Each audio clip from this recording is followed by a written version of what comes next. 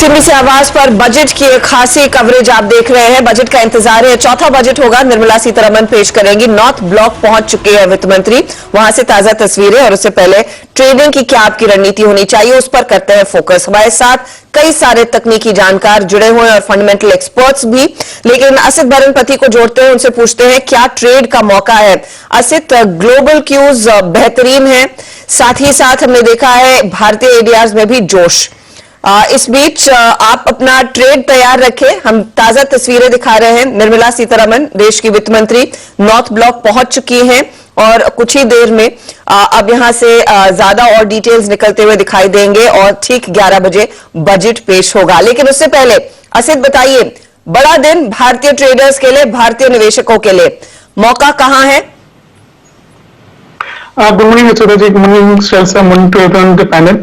मेरे हिसाब से जिस हिसाब से निफ्टी क्लोज दे रहा है, अगर 17,300-400 के रेंज के ऊपर हम ट्रेड कर रहे हैं तो मुझे लगता है कि 17,600-700 का रेंज हमें देखने को मिलेगा। एक गैप को हमें चेज नहीं करके थोड़ा डिप को वेट करना चाहिए। That is how will be looking at it. And budget से पहले मुझे लगता है कि अगर लॉन्ग पोजिशन से उसको ट्रेल करके कैश में कन्वर्ट कर सकते हैं। थोड़ा वॉलेटिलिटी क्रश होगा, उसके बाद ही मतलब नए पोजिशंस बनाना चाहिए, at least in options. That is how will be looking at it. And bank Nifty में जिस हिसाब से 38,000 से 38,500 के बीच में in the money put writing हो रहा है, मुझे लगता है bank Nifty is quite bullish and we will see definitely higher levels in bank nifty. So for today I'll be going long in Mindtree long with stop loss of 39.40 for a target of around 4100. अगर 4100 का call हम लेते हैं तो stop loss of 110 for a target of around 200. मुझे लगता है कि आईटी में शॉर्ट कवरिंग देखने को मिल रहा है, जिस हिसाब से आईटी परफॉर्म कर रहे थे लास्ट सेशन में, Mindtree was going to be a top contender for much more higher rally. So Mindtree is long for me today. तो आप बेसिकली कह रहे हैं कि बजट सुने उसके बाद ही इंडेक्स पर ट्रेड लिया जाए, लेकिन स्टॉक्स में माइंडट्री रेडार पर रहेगा। 4100 का कॉल लेने की सलाह यहां पर असित की है। हमारे दूसरे जानकारों को भी जोड़ते हैं। यहाँ पर एक पुणे का कैंप तैयार हो गया है। असित, अच्छा हमने बात कर ली, राजेश सातपुते और आशीष बहेती भी पुणे वाले हैं। मैं भी पुणे से ही ताल्लुक रखती हूँ और पालविया जी हमारे साथ फंस गए हैं। लेकिन ट्रेड्स पर आते हैं। पालविया जी बताइए, आज का बड़ा ट्रेड आपके लिए प्री बजट क्या है? तो हर्षिता जी देखिए, मुझे लगता है कि बैंकिंग स्टॉक्स पे फोकस रखना चाहिए और उसमें पीएसयू बैंक में मुझे लगता है कि आज काफी अच्छा मूव बन सकता है। तो यहाँ पे कैनरा बैंक मेरे रडार पे है और मुझे लगता है कैनरा बैंक को यहाँ पे बाय करना चाहिए। जिस तरीके के सेटअप बने कैनरा बैंक के और जो ब्रेकआउट हमें डेली वीकली सेटअप के हिसाब से बनते हुए दिखे, हमें लगता है कैनरा बैंक यहाँ से 265-270 के टारगेट के लिए बाय करना चाहिए। करंट लेवल से 245 का स्टॉप लॉस रखे। तो हमें लगता है कि आज का दिन बैंकिंग स्टॉक्स के लिए रहेगा और बैंक निफ्टी और बैंक पीएसयू बैंक्स में काफी अच्छा मूव बनते हुए दिख सकता है। सरकारी बैंकों में कैनरा बैंक 270 का टारगेट, 245 स्टॉप लॉस। आशीष, आपकी राय? Good morning Harshita ji, good morning everyone. Budget related अगर प्ले करना है तो मैं गॉडरेज प्रॉपर्टीज के साथ लॉन्ग जाना चाहूंगा। जिस हिसाब से चार्ट स्ट्रक्चर है, राउंडिंग बॉटम एक बना हुआ है और स्टॉक अभी भी 200 डेमा के नीचे ट्रेड कर रहा है, तो एक रिस्क रिवॉर्ड काफी फेवरेबल है। और अगर कुछ भी बजट में इस सेक्टर के रिलेटेड आता है तो मुझे लगता है कि 1800 एंड 1850 तक के लेवल्स इसमें आज के सत्र में भी देखने मिल सकते हैं। 1690 का स्टॉप लॉस लगा के इसमें बाइंग की सलाह है। ओके, तो गोदरेज प्रॉपर्टीज पर ध्यान दीजिए। ऑफ कोर्स रियल एस्टेट से काफी ज्यादा उम्मीद है। 1800 के टारगेट के लिए मौका। सातपुते जी बताइए, तो बड़े दिनों बाद मुलाकात हुई आप सबसे वैसे। 2 साल के बाद। तो स्टूडियो में आप सभी का एक बार फिर स्वागत है। बताइए आज का ट्रेड। हर्षद देखिए, मेरा जो ट्रेड रहेगा वो रहेगा इंडियन होटल्स पे। और इसका रैशनल ये है कि इसमें एक हम टेक्निकल आप कह सकते हैं कि यहाँ पे एक टेक्निकल ब्रेकआउट है, इट्स अ फ्लैट फॉर्मेशन। और ये जो फ्लैट फॉर्मेशन का ब्रेकआउट है वो वीकली चार्ट पे आया है और इसलिए मैं आई एम फुली कन्विंस्ड कि यहाँ पे एक अच्छा मूव मिलेगा। वैसे अगर आप देखें तो इसका एक ट्रेडिंग टारगेट मैंने सेट किया 230 से लेकर 235, 215-216 के आसपास का कल का क्लोज है। स्टॉप लॉस रहेगा 210 का। लेकिन वैसे अगर आप देखें तो इसका पोजिशनल टारगेट बढ़िया बनता है, वो करीबन 250 के ऊपर का बनता है। तो आज का मेरा जो टॉप पिक रहेगा वो रहेगा इंडियन होटल। तो 250 का वैसे बड़ा टारगेट है। टॉप पिक्स में इंडियन होटल, और इंडियन होटल में आज नंबर्स से पहले तेजी और कल भी काफी एक्शन देखने को मिला है। रचना हमारे साथ जुड़ गई है भोपाल से। रचना जी गुड मॉर्निंग, बताइए आज का आपका बड़ा ट्रेड क्या रहेगा बजट से पहले?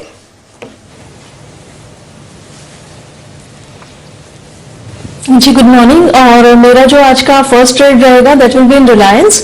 और रिलायंस में हम एंट्री तभी करेंगे जब ये काउंटर फ्यूचर्स के हिसाब से 2405 को क्रॉस करेगा। उस टाइम पे हम ऐसे लगाएंगे 2390 पे, और ऊपर वाली साइड पे हमारे टारगेट्स होंगे 2440 एंड 2450। जब निफ्टी 17,500 को क्रॉस करता हुआ दिखेगा तो पूरी मार्केट में और इस स्टॉक में भी मोमेंटम में इंक्रीमेंट दिख सकता है।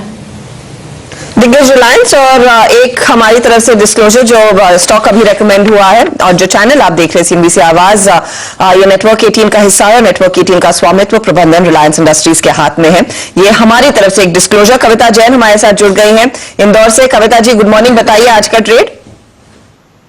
Very good morning Harshada ji. मेरा आज का ट्रेड बजट को ध्यान में रखते हुए है। So private insurance player SBI life is my top conviction pick. Is not only for the intraday, we are looking at like budget में हम एक्सपेक्ट कर रहे हैं हेल्थ केयर पर एक्सपेंडिचर होते हुए दिखेगा। वेयर इज जिस तरीके से एक्सपेक्ट कर रहे थे कि क्लेम सेटलमेंट ज्यादा होंगे after this Covid third wave, लेकिन होम क्योर जो है वो ज्यादा हुआ है, हॉस्पिटलाइजेशन एज सच हुए नहीं है। प्रीमियम कलेक्शन सिम्स गुड, तो हम इसे as such positionally we are looking after कि इस सेक्टर में 15 to 20% का इंक्रीज होता हुआ दिखेगा। whereas इंट्राडे सेटअप की अगर बात करें तो स्टॉक में मुझे लगता है 1265 1290 तक के लेवल्स हम देख पाएंगे। Now one can keep the stop loss of 1200 on the position. So SBI Life will be our topic. तो एक और तेजी का ट्रेड आता हुआ, और इंश्योरेंस सेक्टर से उम्मीदें ज्यादा। एसबीआई लाइफ एक बेहतरीन ट्रेड होगा इंश्योरेंस पर अगर प्ले रखना है। गाबा साहब और अमित सेठ भी हमारे साथ जुड़ गए हैं। गाबा जी पहले आपकी राय बताइए, इस बजट में और मार्केट खुलने से पहले मौका कहां है? नमस्कार हर्षदा, स्टॉक जो मैंने आज चुना है डिफेंसिव बेट है, वो है REC। मुझे इसका चार्ट स्ट्रक्चर बढ़िया लगता है। जो बाउंस मिला है बहुत अच्छी जगह से बाउंस हुआ है 130 के आसपास, और लगातार 3 दिन से हम अच्छे मूव देख रहे हैं, और कल का ट्रेडिंग पैटर्न भी बढ़िया है। इसका जो टारगेट है फर्स्ट टारगेट 145 का है, मेरे ख्याल से 145 से चला जाएगा। स्टॉप होगा 136 REC। तो सरकारी कंपनियों पर फोकस में REC, थोड़ा सा डिफेंसिव ट्रेड गाबा साहब ने पेश किया। 145 टारगेट, 136 का स्टॉप लॉस। अमित सेठ और आशीष चतुर्मोता भी हमारे साथ जुड़ गए हैं। अमित बताइए आपने क्या ट्रेड निकाला है?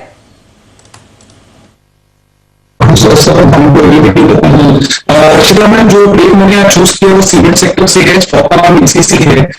ACC में हमने देखा हुआ कि मूविंग एवरेज को एक सपोर्ट दिया था, सारे शॉर्ट टर्म मूविंग एवरेजेस के ऊपर है, और 1-2 दिन से हम इसमें शॉर्ट टर्म भी देख रहे हैं, और एक क्रूशियल रेजिस्टेंस को भी इसने क्रॉस किया है। तो ACC लेना चाहूंगा जिसका प्राइस है 2285 का, टारगेट रहेगा 2350 का, और स्टॉप लॉस रहेगा 2250 का। में थोड़ी सी दिक्कत है तो उसको हम सुधार कर फिर से लेते हैं ये ट्रेड। वैसे आप बात ACC की कर रहे थे। आशीष चतुर्मोता बताइए, गुड मॉर्निंग। तैयारी तो आपने भी कई सारे टेक्नो फंडा कॉल्स की कर रखी होगी, लेकिन टॉप पिक क्या रहेगा? गुड मॉर्निंग हर्षदा, और आपको भी। देखिए मेरे हिसाब से आज का जो दिन है वो बहुत वोलेटिलिटी भरा दिन रहेगा, पर उसके बावजूद मेरा मानना है कि कुछ बजट रिलेटेड थीम से जहां बहुत अच्छा काम हो सकता है, और उसमें सबसे इंपॉर्टेंट रहेगा मेरे हिसाब से PSU एंटिटीज, जहां पर डिसइन्वेस्टमेंट का एक बड़ा टारगेट गवर्नमेंट का रहेगा, और LIC का IPO भी आने की तैयारी। तो मेरे हिसाब से पूरी थीम बहुत फोकस में रहेगी।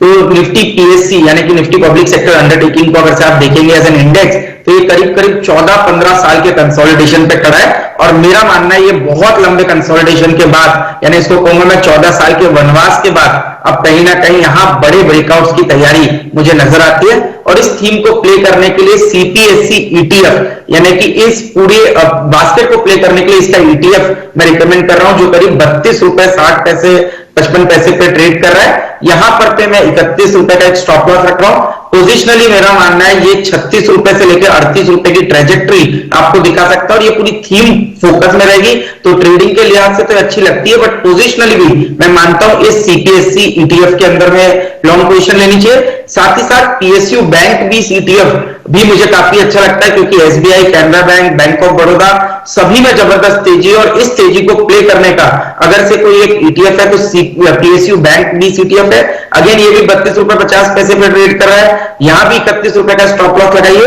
पोजिशनली मैं मानता हूं 38 से 40 रुपए की ट्रेजेक्ट्री इस PSU बैंक 20 ETF में देखने को नजर आएगी। तो CPSC ETF और PSU बैंक 20 ETF, ये 2 ETF मुझे लगता है ट्रेडिंग और पोजिशनल दोनों ही लिहाज से मुझे काफी पसंद आ रही है। तो ये था टेक्निकल पैनल का। अगर आप देखें आज का कॉल्स का, अगर आप देखें था हर्षदा, आपने पुणे पुणे पुणे पुणे करके ना हमारा जमीन जगा दिया है।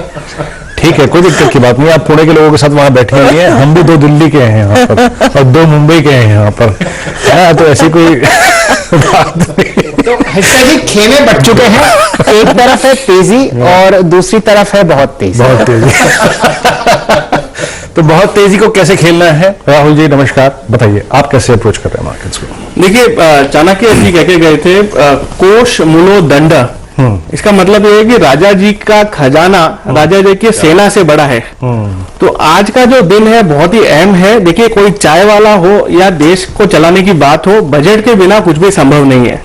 तो देखिए, मार्केट इस चीज को बहुत ही अच्छी तरह से जानता है। मेरे हिसाब से मार्केट इस बजट में बिना डर के गया है।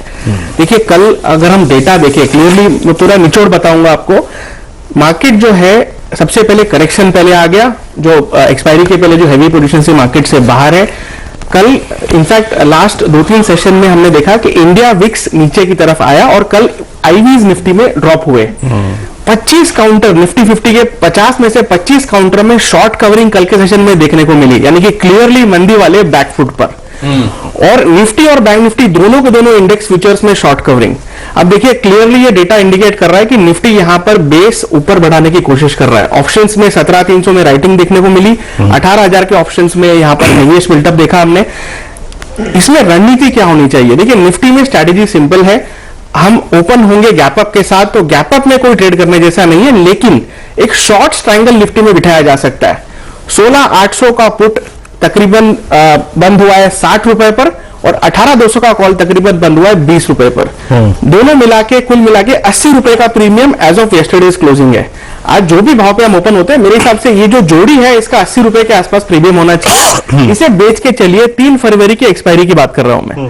देखिए, आज इंट्राडे में अगर कुछ नेगेटिव नहीं आता है बजट के अंदर, तो मेरे हिसाब से मार्केट और भी ऊपर जाना चाहिए। तो क्लियरली इंडिया जो आईवीज है वो ड्रॉप होंगी और उसमें ये जो 80 रुपए का जो प्रीमियम है, कम से कम हो सकता है इंट्राडे में 40 रुपया हो जाए। और मुझे तो लगता है कि ये परसों तक 0 की तरफ हो जाना चाहिए। तो शुरुआत कीजिए शॉर्ट ट्रायंगल के साथ निफ्टी में। जहां तक बैंक निफ्टी का सवाल है, मेरे हिसाब से बैंक निफ्टी यहां पर आज एक सरप्राइज पैकेज हो सकता है। 1000 पॉइंट की रैली बैंक निफ्टी में देखने को मिल सकती है। 40,000 का जो ऑप्शन है बैंक निफ्टी का, तकरीबन 55-54 की आईवी पर चल रहा है, 150 रुपए का प्रीमियम 3 फरवरी का। 3 फरवरी का। आपको करना यह है, आप सिंपली फ्यूचर बाय कीजिए और 40,000 का कॉल ऑप्शन बेचकर चलिए।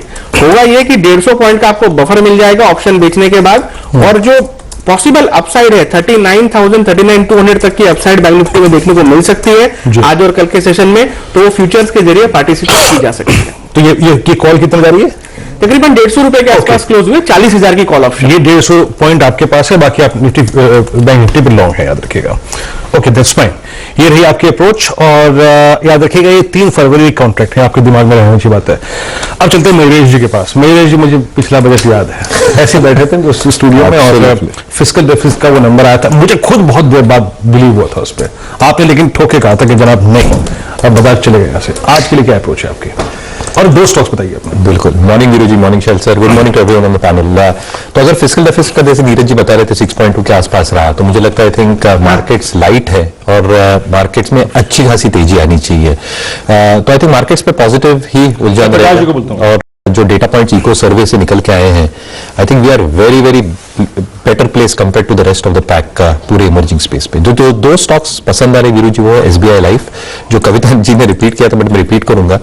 प्राइवेट स्पेस में 25% market share, value of new business में अच्छी growth, value of new business margin 26% के आसपास और स्टेबल सॉल्वेंसी रेशियो। तो जो इंश्योरेंस पेनिट्रेशन है 4.2% का, जो सर्वे में कल निकल के आया, ये तो और ही बढ़ते जाएगा अगले कुछ वर्षों में और बहुत अच्छी तरह से प्लेस्ड है compare to distribution from its parent and its own distribution, जिससे आई थिंक ये स्टॉक अच्छे खासे स्टेड में रहेगा।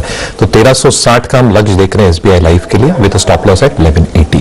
जो दूसरा स्टॉक हमें पसंद आ रहा है वो है बजटरी एलोकेशंस जो डिफेंस की तरफ रहेंगी, आत्मनिर्भर भारत। 4,75,000 करोड़ का एलोकेशन पिछले बजट में हुआ था और ये बढ़ते ही जाएगा। भारत डायनेमिक्स हमें लगता है आई थिंक बहुत अच्छी तरह से प्लेस्ड है ये स्पेस में। आकाश मिसाइल प्रोग्राम 9,500 करोड़ की ऑर्डर बुक जब अगले 5 वर्ष के लिए आई थिंक रेवेन्यू विजिबिलिटी देती है। 25 से 26% की बिटा मार्जिन और 1.5 से 2% की डिविडेंड यील्ड।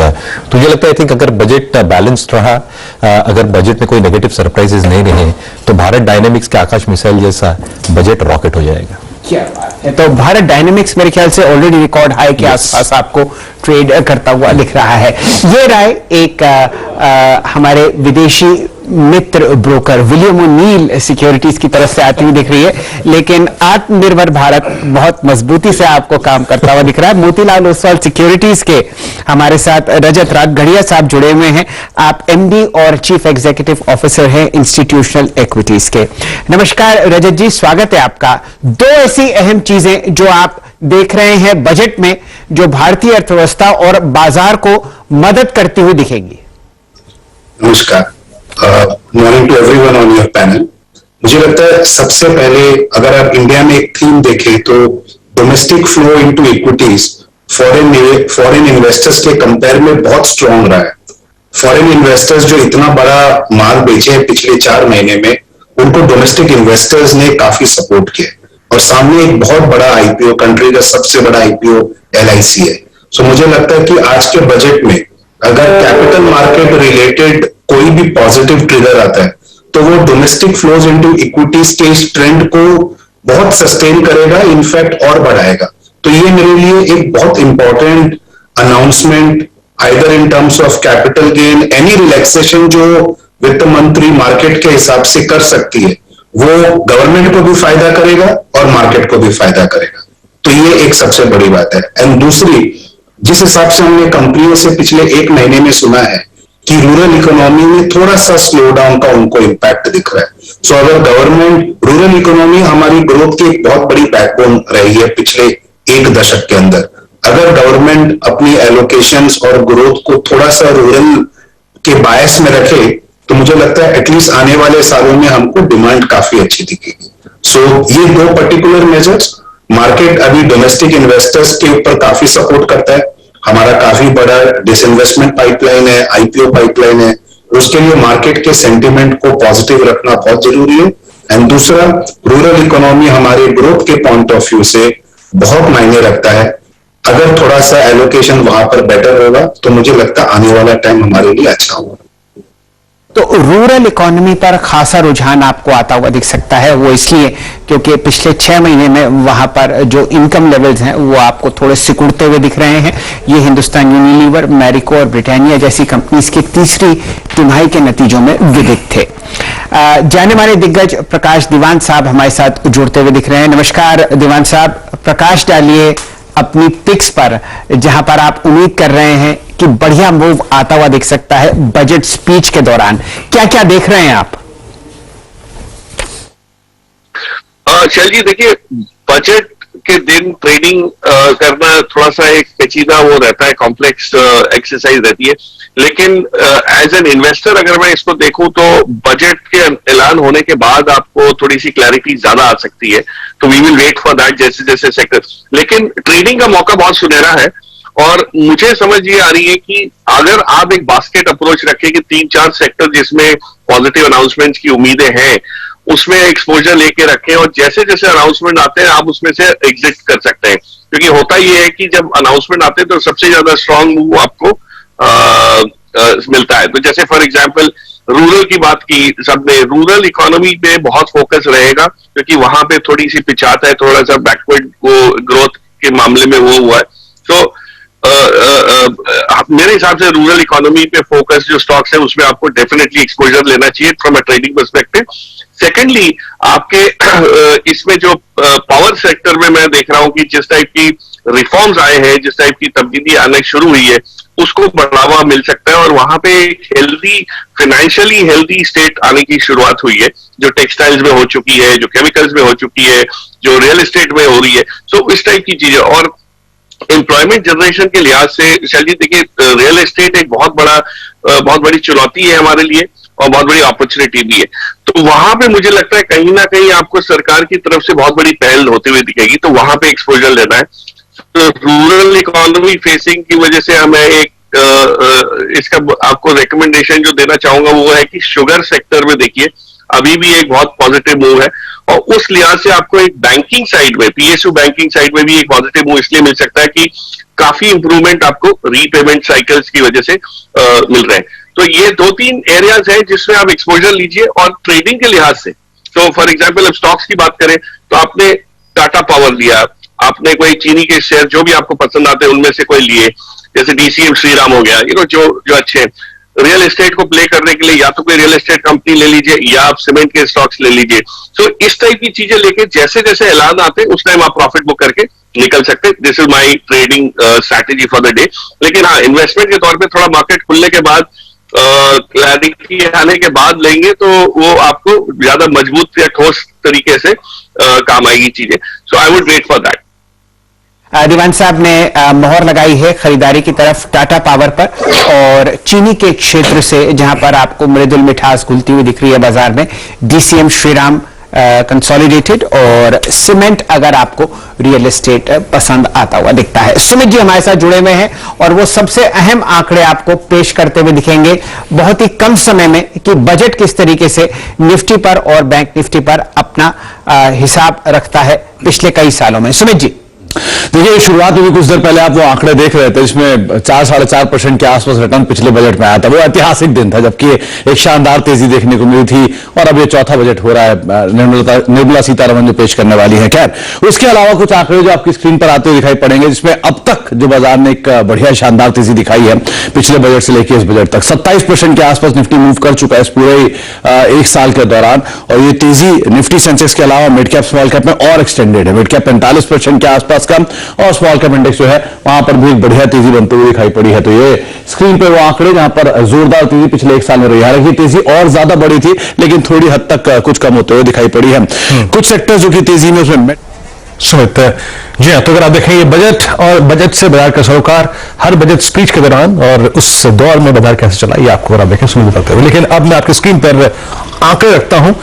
इस वक्त वास्तविकता यह है कि 59,039 सेंसेक्स का लेवल करीब 918 अंक ऊपर, निफ्टी करीब 17,462 लगभग 121 अंक ऊपर, और कुछ देर में बैंक निफ्टी वास्तविकता से जुड़ेगा। लेकिन अगर आप स्टॉक स्पेसिफिक एक्शन को देखिए, आइए बजट स्पीच से पहले बाजार में एग्जैक्टली स्टॉक स्पेसिफिक एक्शन क्या है। आईओसी टॉप गेनर करीब 10% का इजाफा यहां पे। आज अगर आप देखें तो कुछ और जो स्टॉक्स अपना मूव सब्सटेंशियल दे रहे हैं उसमें विप्रो 4% ऊपर, कल अगर आप देखें आईटी में पुल बैक मोड था। कैरासिल मेटल स्पेस में 2.25% ऊपर, अल्ट्राटेक सीमेंट 2.5% ऊपर, आरबीएल एक weak structure within the banking PSU private banking stocks mid cap में ये करीब 2.5% ऊपर। और कल जिस स्टॉक ने रिलायंस ने जो एक मूव जनरेट किया था, निफ्टी को एक सब्सटेंशियल मूव दिया था, वो आज 2.5% ऊपर। तो कुछ और अच्छी बात शैली ये है कि मेटल्स, आईटी और रिलायंस ये एक अच्छा मूव देते हैं। बैंक्स एग्जैक्टली क्या कर रहे हैं, बैंक्स में देखना चाहूंगा बैंक्स क्या कर रहे हैं। आईसीआईसीआई बैंक, एचडीएफसी बैंक हल्का सा बैकफुट पे है, लेकिन आईटी में और साथ ही साथ बैंक्स में कोटक महिंद्रा बैंक में, और शैल जी मारुति और टाटा स्टील और रिलायंस कुछ बड़े प्लेयर्स मिल रहे हैं निफ्टी को आज के दिन। बिल्कुल 141 अंक ऊपर निफ्टी फिलहाल आपको खनकता हुआ दिखेगा तेजी में। 17,480 आपके सामने है। राहुल शर्मा साहब की बात बैंक निफ्टी में सुन ली है। एसबीआई 1.25% ऊपर है 545, पीएनबी 0.6% ऊपर 4180, यूनियन बैंक और इंडियन बैंक में आपको आधे से 0.8% की वृद्धि दिख रही है। बैंक ऑफ बड़ौदा 1.3% ऊपर है, बैंक ऑफ इंडिया 1.2% ऊपर है। तो आज का दिन बैंकिंग के नाम हो सकता है, और जैसा कि आपने देखा ही था एक गैप अप निफ्टी में होता हुआ, और आप यहां पर राहुल शर्मा साहब की दाद दीजिए कि उन्होंने आपको बताया कि भाई गैप अप ट्रेड के बाद यहां पर आपको एक बढ़िया शॉर्ट स्ट्रैंगल बनता हुआ दिखेगा। ऐसा करते हैं राहुल जी, हमारे कप्तानों ने आज बहुत ही शानदार 2 टीम्स चुनी है, वो 20 खिलाड़ी देखते हैं और फिर इस टिप्पणी को आगे बढ़ते हुए देखेंगे आप।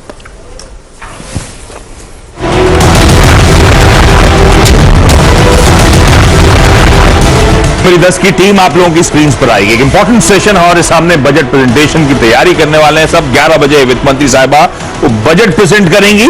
कई सारी की थीम्स होंगी जो शायद स्ट्रीट के रडार पर है, वो भी से जुड़ी थीम। इस बजट में की थीम हो सकती है केपेक्स को पुश, चाहे वो पब्लिक हो चाहे इंसेंटिवाइज करें प्राइवेट केपेक्स को। तो देश की सबसे बड़ी company Larsen and Toubro space की उसको रखे रडार पर।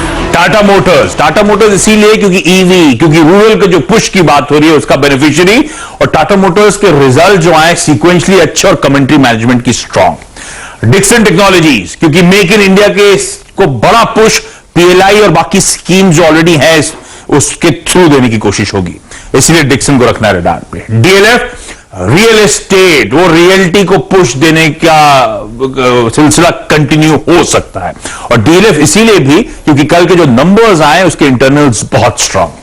पैनेशिया बायोटेक ये तरीका था स्टॉक का नाम के थ्रू हाईलाइट करना कि इस बार हेल्थ केयर पे खासा फोकस हो सकता है पैंडेमिक के बीच में, पर उसमें पूरे सब स्टॉक्स में पैनेशिया बायोटेक क्यों? लार्जली इसीलिए सिर्फ क्योंकि इसकी आज एक बोर्ड मीट शेड्यूल्ड है जिसमें फंड रेजिंग पर इस कंपनी का बोर्ड विचार करेगा। इंडियन होटल्स क्योंकि कहा जा रहा है जो पैंडेमिक की सबसे ज्यादा दिक्कत वाली पॉकेट्स थी, जिनको सबसे ज्यादा दिक्कत हुई जिसमें होटल्स थे, उनके लिए कुछ स्टेप्स अनाउंस हो सकते हैं, शायद इंफ्रास्ट्रक्चर का दर्द दिया जाए। ऐसा हुआ तो इंडियन होटल्स को रखिए रडार पे। एससीआई और डिसइन्वेस्टमेंट कैंडिडेट स्ट्रेटेजिक डिसइन्वेस्टमेंट का। आपके सामने फिलहाल वित्त मंत्री श्रीमती निर्मला सीतारमण जी अपनी नॉर्थ ब्लॉक के ऑफिस फाइनेंस मिनिस्ट्री से आपको बाहर जुड़ती हुई दिखेंगी। मीडिया के साथ ये एक ट्रेडिशनल फोटो अपॉर्चुनिटी होती है। यहाँ से अब रास्ता आपको पार्लियामेंट की तरफ जाता हुआ दिखेगा, और ये जो आप लाल रंग का एक बैग देख रहे हैं, इसमें जहां तक मुझे लगता है इस बार एक टैबलेट होगी जिसमें से निर्मला जी आपको पूरा बजट पढ़ती हुई दिखेंगी, और ये पूरी फाइनेंस मिनिस्ट्री की टीम, दोनों ministers of state, finance secretary और आपके सामने पूरा महकमा इस वक्त जिन्होंने बजट पिछले 1 महीने से कड़ी मेहनत से बताया है, वो आपके सामने फिलहाल जुड़ता हुआ दिख रहा है। इनमें से कई लोग मेरे ख्याल से पिछले 2 हफ्ते से घर भी नहीं गए होंगे, और ये आपके सामने एक मनोरम दृश्य। दिल्ली में इस वक्त टेम्परेचर आपको 11 डिग्री दिखेगा, लेकिन बजट का जो सरगर्मी है और खासकर जो आपको उम्मीदें आती हुई दिख रही हैं इस बजट डॉक्यूमेंट से, उस वजह से आप यहाँ पर बहुत बढ़िया स्पीच देते हुए देख सकते हैं। अब वो अपनी गाड़ी में बैठती हुई, इसके बाद ये बजट के कुछ हाइलाइट्स जो हैं कैबिनेट को पेश किए जाते हैं, और मेरे ख्याल से यहाँ से अब आपको वित्त मंत्री जाती हुई दिखेंगी प्रधानमंत्री श्री नरेंद्र मोदी साहब से मिलने, और वहां पर एक छोटी सी वार्तालाप के बाद पूरा आपको काफिला जुड़ता हुआ दिखेगा पार्लियामेंट में। वीरेंद्र जी। जी हाँ, तो दुर्लभ दृश्य ये हर वित्त वर्ष के हर बजट से पहले के दुर्लभ दृश्य होते हैं, ये पूरे साल काम आते हैं। इस बार हलवा शायद नहीं बांटा गया। हलवा नहीं बटा इस बार, कोई बात नहीं, अगले साल बटेगा। शायद ये है तो कोई बात नहीं, मीठे की भी कमी नहीं है। बैंक निफ्टी में 1000 पॉइंट की रैली जैसे कि आपको राहुल शर्मा साहब ने बताया है कि होगी, जैसे ही वो हकीकत में बदलती है, हमारे ऑफिस में कल हलवा आपको पेश किया जाएगा। वीरेंद्र जी। जी हाँ, चलिए काम करते हैं। अब इस हलवे की स्वागत रहेगा।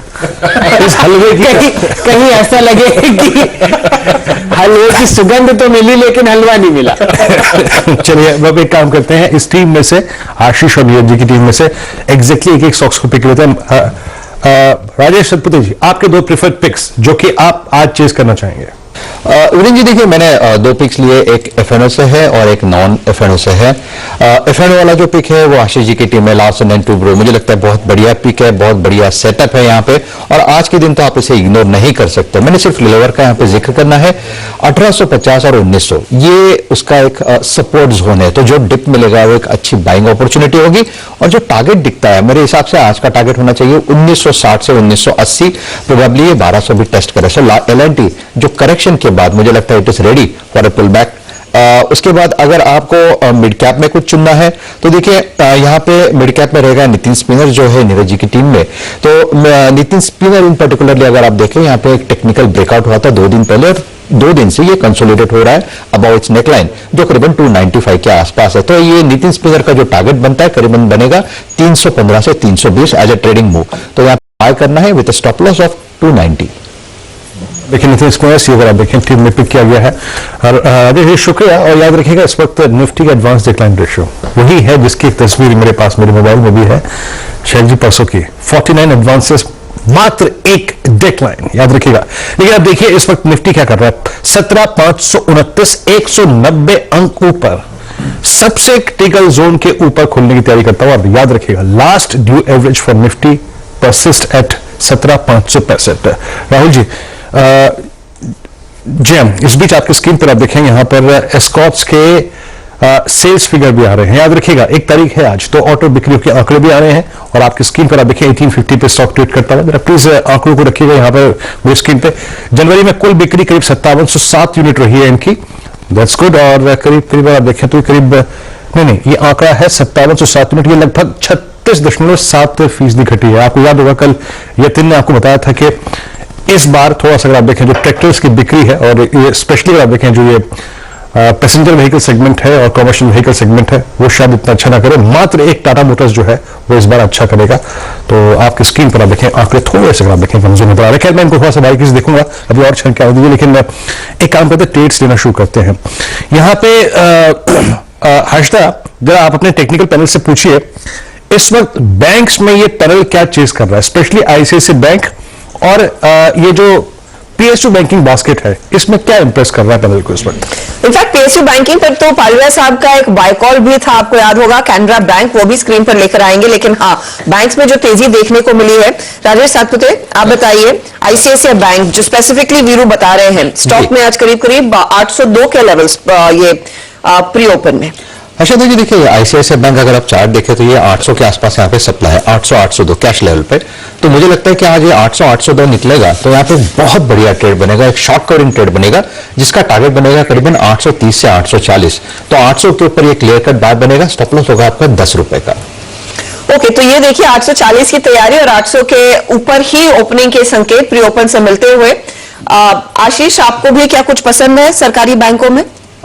सरकारी बैंकों में बैंक ऑफ बड़ौदा का स्ट्रक्चर काफी अच्छा लग रहा है, स्टॉक ऑलमोस्ट अपने हाई पे ही चल रहा है, नियर टू हाई, और जिस हिसाब से बैंड वॉक कर रहा है हमें लगता है कि इसमें जल्दी 114 तक के लेवल्स देखने मिल सकते हैं। आज अगर थोड़ा भी कुछ पीएसयू बैंक्स में आया तो इसमें एक बहुत बड़ी रैली हमें देखने मिल सकती है। जो स्टॉप लॉस मेंटेन करना है इसमें वो है 104 का। ओके, तो देखिए पीएसयू बैंकों में कैनरा की तो बैंक बात हो चुकी है, 270 का टारगेट पालविया साहब ने दिया, तो मैं उसको दोबारा उस पर राय नहीं ले रही हूं। लेकिन bank of Baroda, ICICI bank जैसे स्टॉक्स में मौका है और निफ्टी बैंक भी वही इशारा कर रहा है कि बहुत ही मजबूत देखने को मिलेगी शुरुआत। लेकिन इस मजबूती के बीच दो स्टॉक्स वीरो थोड़े से खटक रहे हैं मुझे, एक तो टाटा मोटर्स, और मुझे लगा ही था कि एक थोड़ा सा गैप डाउन देखने को मिलेगा नंबर्स के बाद।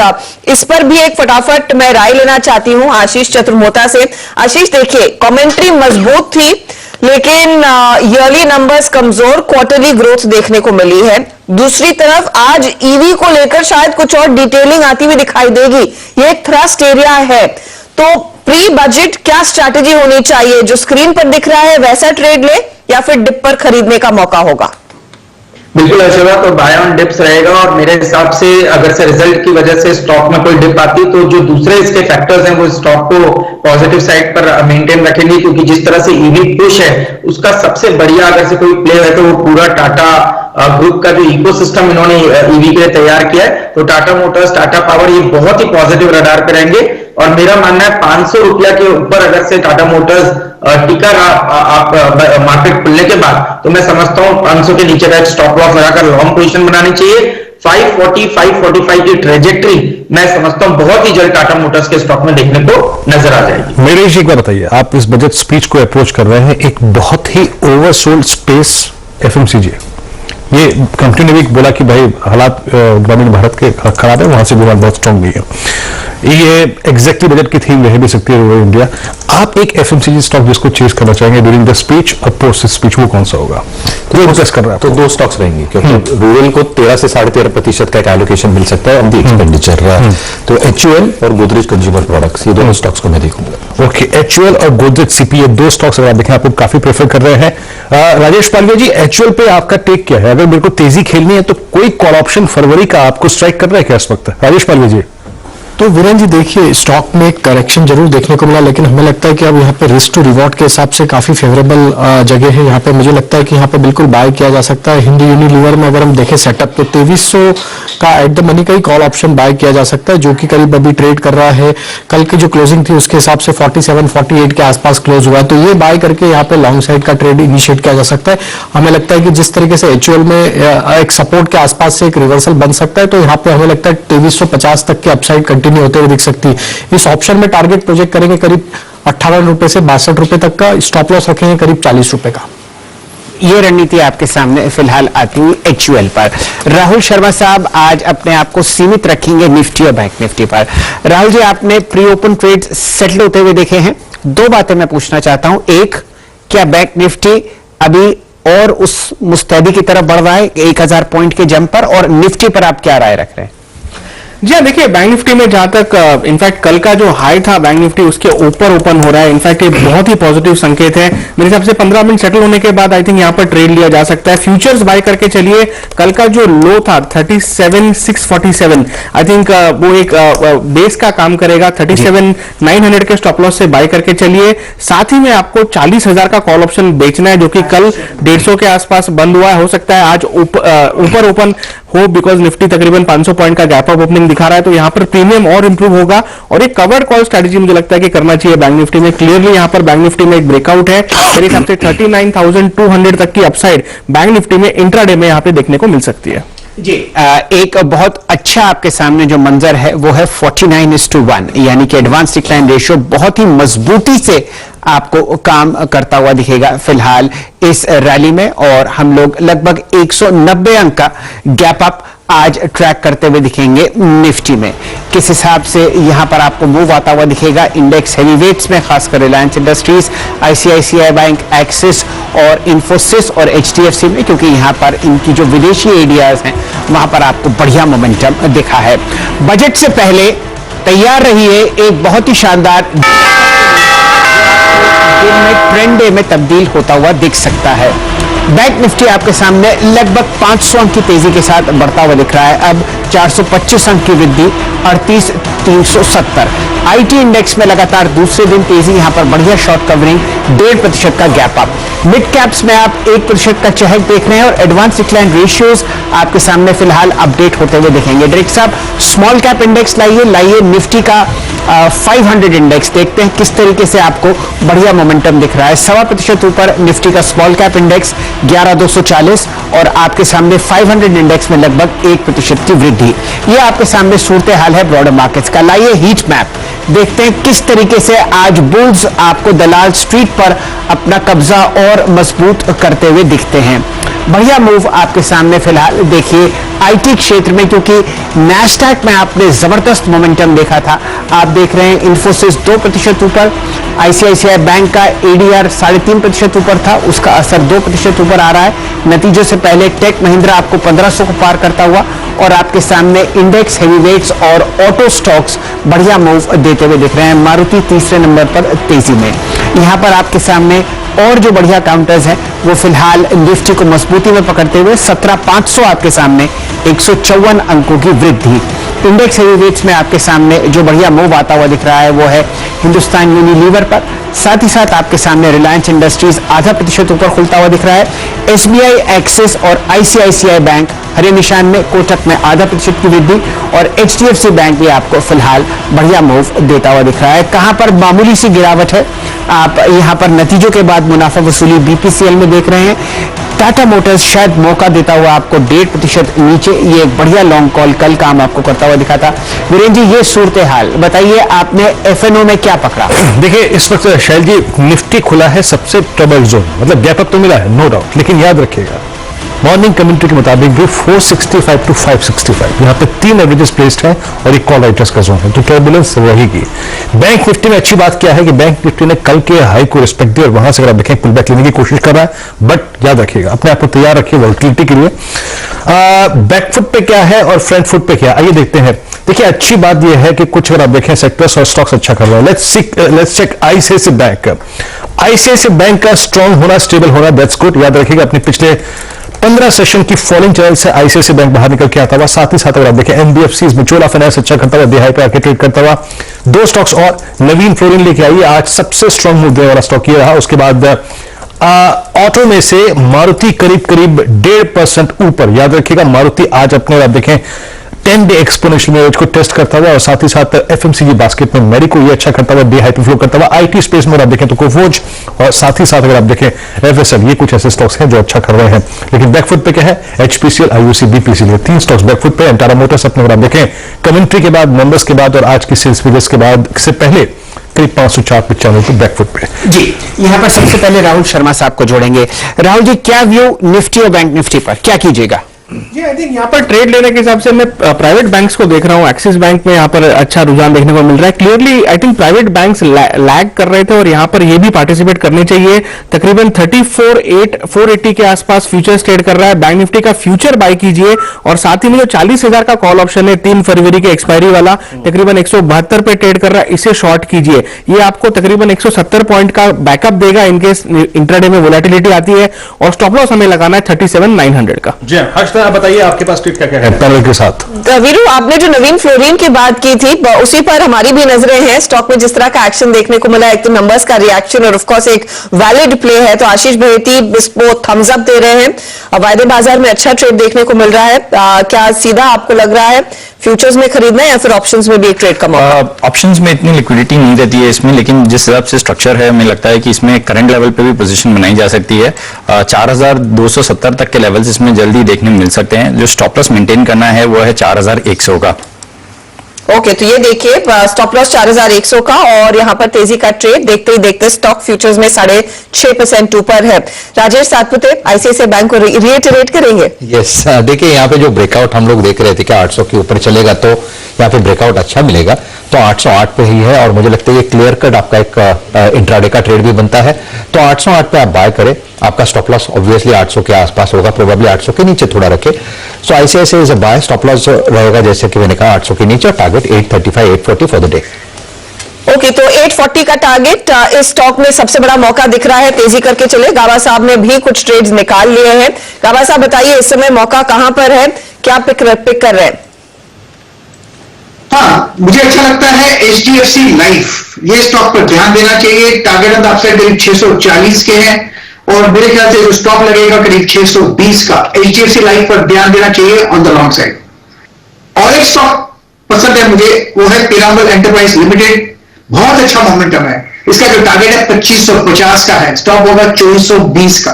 Piramal enterprise limited. Nifty bank ने क्या किया? ओपन स्ट्रांग हुआ, कल के हाई को रिस्पेक्ट दी शैल जी, और अपने कॉल राइटर्स के बड़े जोन को बैंक निफ्टी काटता हुआ। तो इस वक्त का सबसे बड़ा ट्रिगर जो है बाजार के पास है वो है बैंक निफ्टी। वीरेंद्र जी, मैं तो कब से कह रहा हूं, आपने राहुल शर्मा साहब की आवाज सुनी ली थी, और एक बिगुल आपको बजाना है निफ्टी के लिए। वो आंकड़ा आप ही के मुख से मैं सुनना चाहता हूं। जी देखिए, जैसे आपने कहा हमारे पास दो टीमें, तेजी और बहुत तेजी, तो मैं बहुत तेजी में रहना चाहूंगा। निफ्टी मुझे लगता है कि आई थिंक आज अगर कोई मिस एडवेंचर नहीं होता है तो निफ्टी में पूरी संभावना 18,000 का लेवल क्रॉस कराने की आने वाले कुछ सेशंस में। तो निफ्टी में 17,800 का एक इमीडिएट मेरे हिसाब से रेजिस्टेंस है जो अचीव हो सकता है आज। 18,000 क्रॉस करने की पूरी संभावना है। 17,200 के ऊपर जैसे वीरू जी कह रहे थे, आई थिंक एक स्टॉप लॉस रखिए लॉन्ग पोजीशंस के लिए और तेजी में बने रहिए। मैं एक कॉल लेना चाहूंगा जरा, एक बार प्लीज आईसीआईसीआई बैंक की 820 की कॉल लेके आइएगा। राजेश पालवे जी, आईसीआईसीआई बैंक पे तो बोल सकते हैं, आप बताइए 820 की कॉल पे रहा क्या? बिल्कुल बिल्कुल। तो देखिए वीरेंद्र जी, बिल्कुल मुझे लग रहा है कि बैंकिंग स्टॉक्स में एक अच्छा अपमूव कंटिन्यू होते हुए दिखेगा और 820 की कॉल बिल्कुल बाय करना चाहिए। और हमें लगता है आईसीआईसीआई बैंक में अब ये जो 800 के लेवल को क्रॉस करके ट्रेड करते हुए दिख रहा है, ये स्टॉक में 820, 830 तक की अपसाइड बिल्कुल यहाँ पे कंटिन्यू होते हुए दिखेगी। तो 19-20 रुपए के आसपास अभी ट्रेड कर रही है। 820 की कॉल ऑप्शन बिल्कुल बाय करें। इसमें 28 से 32 तक के अपसाइड के टारगेट आते हुए दिख सकते हैं। करंट लेवल से 14 रुपीज का स्टॉप लॉस सजेस्ट करेंगे इस कॉल को लॉन्ग करने के लिए। कैश में कुछ काउंटर्स आपको मार्क करता हुआ दिख रहा हूं। आशीष जी की टीम में शिपिंग कॉर्पोरेशन था, ये गैप अप ओपनिंग हुई है। ध्यान दीजिए यहां पर अनेक तड़के यहां पर हैं।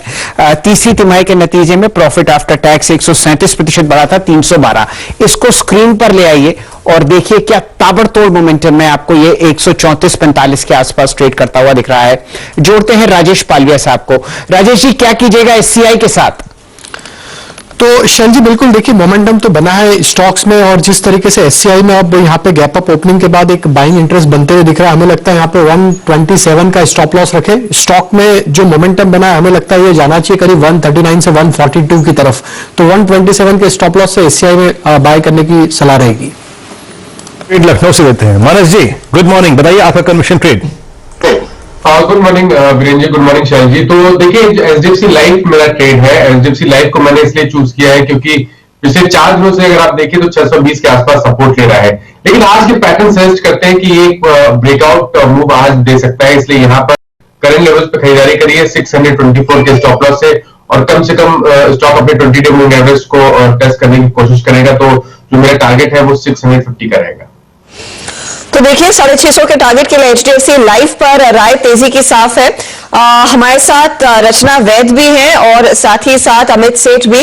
रचना जी, मैं देख रही हूं कि आपने एक स्टॉक आउट ये चुन लिया है, लेकिन पहले कोटक महिंद्रा बैंक पर भी एक बार नजरें डालिएगा। जब आईसीआईसीआई बैंक की बात हो रही थी, दबे पांव से स्टॉक भी अपना एक्शन और जलवे दिखाने लगा है, 1.5% ऊपर आ चुका है 1883 के लेवल्स। क्या यहां पर भी मौका है एक अग्रेसिव तेजी का ट्रेड लेने का?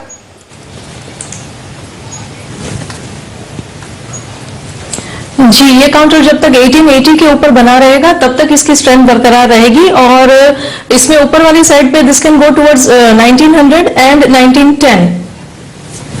1910 ये कोटक की बात हुई। फटाफट बताइए, आपने इस समय कन्विक्शन कहां पर ढूंढा, क्या ट्रेड आपने आइडेंटिफाई किया है खुलने के बाद? जी, मैंने एक ट्रेड जो फाइंड किया वो एलआईसी है। एलआईसी हाउसिंग के फ्यूचर्स में हम लॉन्ग कर सकते हैं, और इसका हम ऐसा अगर लगा सकते हैं 380 पे, तो ऊपर वाली साइड पे ये काउंटर हमें बहुत ही जल्दी 400, 405 और 410 की तरफ फ्यूचर्स पे जाता हुआ नजर आ सकता है। And the other counter is Tata coffee, उसमें भी बहुत पॉजिटिविटी है, ये 220, 22, 25 की तरफ जा सकता है जब तक 214 सस्टेन करेगा। जय, याद रखिएगा अब ट्रेड दीजिए थीम के अनुसार। निफ्टी 17500 कॉल राइटर्स के जोन के ऊपर ट्रेवल करता हुआ, बैंक निफ्टी अपने 38500 के कॉल राइटर के जोन के ऊपर ट्रेवल करता हुआ। आईसीआईसीआई बैंक की कॉल हमने इसलिए ली। अब मैं आपको एक चीज बताता हूं, यहाँ पे Rajesh Palve ji, just focus on LNT on the verge of breaking out about 20 day exponential move. ये एग्जैक्टली आप देखिए 20 डे में आपको स्ट्राइक कर रहा हूं, मैं बजट थीम पे फोकस कर रहा हूं। 1932 पे जरा इसकी प्लीज एक बार एलएनटी की कॉल लेके आइए, थोड़ा सा कॉल पे फोकस करते हैं। बताइए कौन सी स्ट्राइक पिक करेंगे, 1950, 1940? Virendra ji, at the money 1940 की कॉल ऑप्शन बाय करना चाहिए, क्योंकि स्टॉक में कल जो रिवर्सल बना था आज कंटिन्यूटी बन रही है 1900 के ऊपर। अब स्टॉक सस्टेन कर रहा है। स्टॉक में हमें लगता है जो टारगेट ड्यूरिंग द डे आना चाहिए 1990 से लेकर 2000 तक की अपसाइड बिल्कुल आते हुए दिख सकती है। तो 1940 के स्ट्राइक की कॉल ऑप्शन बाय करें तो 53 रुपए के आसपास ट्रेड कर रही। इसमें अपसाइड के टारगेट आना चाहिए करीब 65 से 68 तक के। स्टॉप लॉस रखेंगे इसमें करीब यहाँ पे 48 रुपीज के आसपास। स्क्रीन पे एक कॉल इस वक्त देखें तो करीब 55 चली जा चुकी है, तो मोमेंटम को चेस कीजिए जो कि नजदीक है कहीं ना कहीं शायद बजट के। उसके बाद शैल जी, आपका एक प्रेफर्ड पिक रहा है Chola Finance. Let's check Chola Finance. आपकी स्क्रीन पे ये स्टॉक डी हाई पर आके ट्रेड करता हुआ, ये एक बार मानस देखिएगा बेहतरीन तरीके से बाहर निकलता हुआ स्टॉक अपने रेंज से। आपका टेक इस पे कोई ट्रेड बनता है क्या? तो देखिए बिल्कुल एक ट्रेड बनता है, और क्योंकि यहाँ कंसोलिडेशन देखने को मिल रहा है, और मेरा समझना है कि कंसोलिडेशन के बाद ये 660 के ऊपर का ब्रेकआउट देगा, इसलिए बिल्कुल आपको ट्रेड करंट लेवल्स पे लेना है। स्टॉप लॉस 624 के नीचे लगाने हैं, तो करीब 30 रुपए का रिस्क है, लेकिन ऊपर की तरफ 660 के स्तर ब्रेक होंगे तो कम से कम 40 रुपए का आपको देखने को मिलेगा। तो एक पोजीशन टारगेट सेट करिए 685 के करंट लेवल्स पे खरीदारी करके 624 का स्टॉप लॉस रखिए। ये है चोला फाइनेंस। मवेशी बताइए एक बात है ना, एलएनटी निकलता हुआ शैल जी, एलएनटी गजब निकला, वो कॉल हो गई है 57 रुपए की। बताइए कोई इंफ्रा कंपनी कैश का स्टॉक या कोई infrastructure stock, road construction company को कोई एक लेनी हो तो एलएनटी लार्ज कैप्स में से कोई दौरा ही नहीं इस पे। और अगर रोड कंपनीज देखनी है आपको तो मुझे लगता है केएनआर कंस्ट्रक्शन या पीएनसी इंफ्राटेक, इस पे बहुत। ओके शैल जी, बस एक बात कहूंगा, एलएनटी की वो कॉल हो गई है 58, दैट मींस इंफ्रास्ट्रक्चर पर मूव मिल रहा है इस वक्त। जी, मेरे ख्याल से मुझे हलवा ऑर्डर कर ही देना चाहिए, क्योंकि 630 अंक ऊपर बैंक निफ्टी है। राहुल जी, जितनी भी आपकी तारीफ की जाए वो कम है। 38,600 पर हम हैं, और समझिए कि अब 370 अंक बचे हैं उस हलवे के ऑर्डर के लिए। चॉइस आपकी है कि सूजी या गाजर। देखिए सर जी, जैसे टारगेट रिवाइज करते हैं ना, तो मेरे हिसाब से मौसम के हिसाब से जलेबी और रबड़ी होनी चाहिए गर्मा गर्म। आई थिंक नेक्स्ट लेवल ये है। आई थिंक 350 डन, वो हलवा भी डन, जलेबी भी डन, ठीक है। एक कॉल में क्योंकि जोड़ रहा हूँ क्योंकि एल&टी डे हाई पर, एक्सिस बैंक डे हाई पर, और ये चीज राजेश पालवी जी नहीं बोलेंगे क्योंकि एक्सिस बैंक है। राजेश सतपुते जी, एक्सिस बैंक निकलता हुआ, बैंक्स को अगर आप देखिए पिलर्स मिल रहे हैं, पहले मिला आईसीआईसीआई, देन मिला axis bank. It's a typical flag breakout, I think इसको चेस करना चाहिए। आपका टिक 790 की कॉल ऑप्शन पे या फिर 800 की कॉल ऑप्शन पे क्या होगा? जी देखिए, मुझे लगता है कि यहाँ पे सबसे ज्यादा ओपन इंटरेस्ट 800 के स्ट्राइक पे ही खड़ा है, 16 रुपए के आसपास यहाँ पे मिल रहा है। और इसका जो टारगेट मुझे लगता है टेक्निकली अगर आप देखें तो 820 815 ये रेंज होगी। तो ये जो 800 का कॉल ऑप्शन है, आप 16 रुपए के आसपास से इसे बाय करें, स्टॉप लॉस रखे 12 का और टारगेट सेट करें दिन के लिए 24 to 25 का। तो आपके स्क्रीन पे एक्सिस बैंक और एल&टी की कॉल अब करीब करीब 10% भाग चुकी है। एल&टी 1938 डे हाई पर। हर्षदा, और ट्रेड्स कुछ? कई सारे ट्रेड्स हैं। इनफैक्ट आशीष चतुर्मोता के पास चलते, क्योंकि जिन स्टॉक्स की हमने बात की ये भी उन्होंने शॉर्टलिस्ट किए, लेकिन एक रह गया है आशीष। मैं उस शीट पर देख रही थी, मारुति में आपको मौका दिख रहा है, उस पर भी व्यू दे दीजिए। बिल्कुल ऐसा, देखिए मारुति में जो डिपाजिट में सबसे अच्छी अपॉर्चुनिटी क्रिएट करेगा 8600 के स्टॉप से यहाँ बाइंग पोजीशन बनानी चाहिए। 8800 8900 की अपसाइड मारुति में नजर आती है। बट मेरा जो मुझे लगता है बेस्ट अभी एक ब्रेकआउट ट्रेड है वो एल&टी होगा, जहां पे मुझे लगता है 2000 रुपए तक की अपसाइड देखने को मिलेगी। 1900 रुपए का हमने स्टॉप लॉस रिकमेंड किया था, हालांकि स्टॉक थोड़ा बढ़ गया है। तो यहाँ पर क्योंकि आज बजट का दिन है तो थोड़ा सा ट्रेलिंग स्टॉप कॉन्सेप्ट फॉलो कीजिए। अब स्टॉप लॉस लगाइए 1915 और टारगेट मैं समझता हूं 2000 रुपए के एल&टी के स्टॉक में देखने को नजर आ जाएंगे। एल&टी में काफी तगड़ी तेजी और वॉल्यूम्स देखिए, लगभग बाजार खुले 10-15 मिनट ही हुए हैं और यहाँ पर 3.5 से 4 लाख शेयरों का ट्रेड हो चुका है। ये इनफैक्ट 2000 की तैयारी करता हुआ। इस बीच राजेश पालवे, आपको पसंद आ रहा है बजाज फिनसर्व, यहाँ पर क्या लेवल्स? बिल्कुल, बजाज फिनसर्व का जिस तरीके से करेक्शन के बाद जो वापस से रिवर्सल ट्रेड बने, हमें लगता है बजाज फिनसर्व को बाय करना चाहिए। यहाँ पे 16,250 16,300 तक की अपसाइड बजाज फिनसर्व में यहाँ पे देखने को मिल सकती है। तो करंट लेवल से अब यहाँ पे स्टॉप लॉस जो हम सजेस्ट करेंगे वो होगा करीब 15,850 के आसपास, लेकिन टारगेट होंगे 16,300 तक के। और साथ में बजाज फाइनेंस को भी देखा जा सकता है, वो स्टॉक में भी एक अच्छी रिकवरी बन रही है। 7,100 के आसपास ऑलमोस्ट फ्यूचर ट्रेड कर रहे हैं और हमें लगता है ये स्टॉक भी यहाँ से 7,250 7,300 तक जाने के लिए बिल्कुल रेडी है।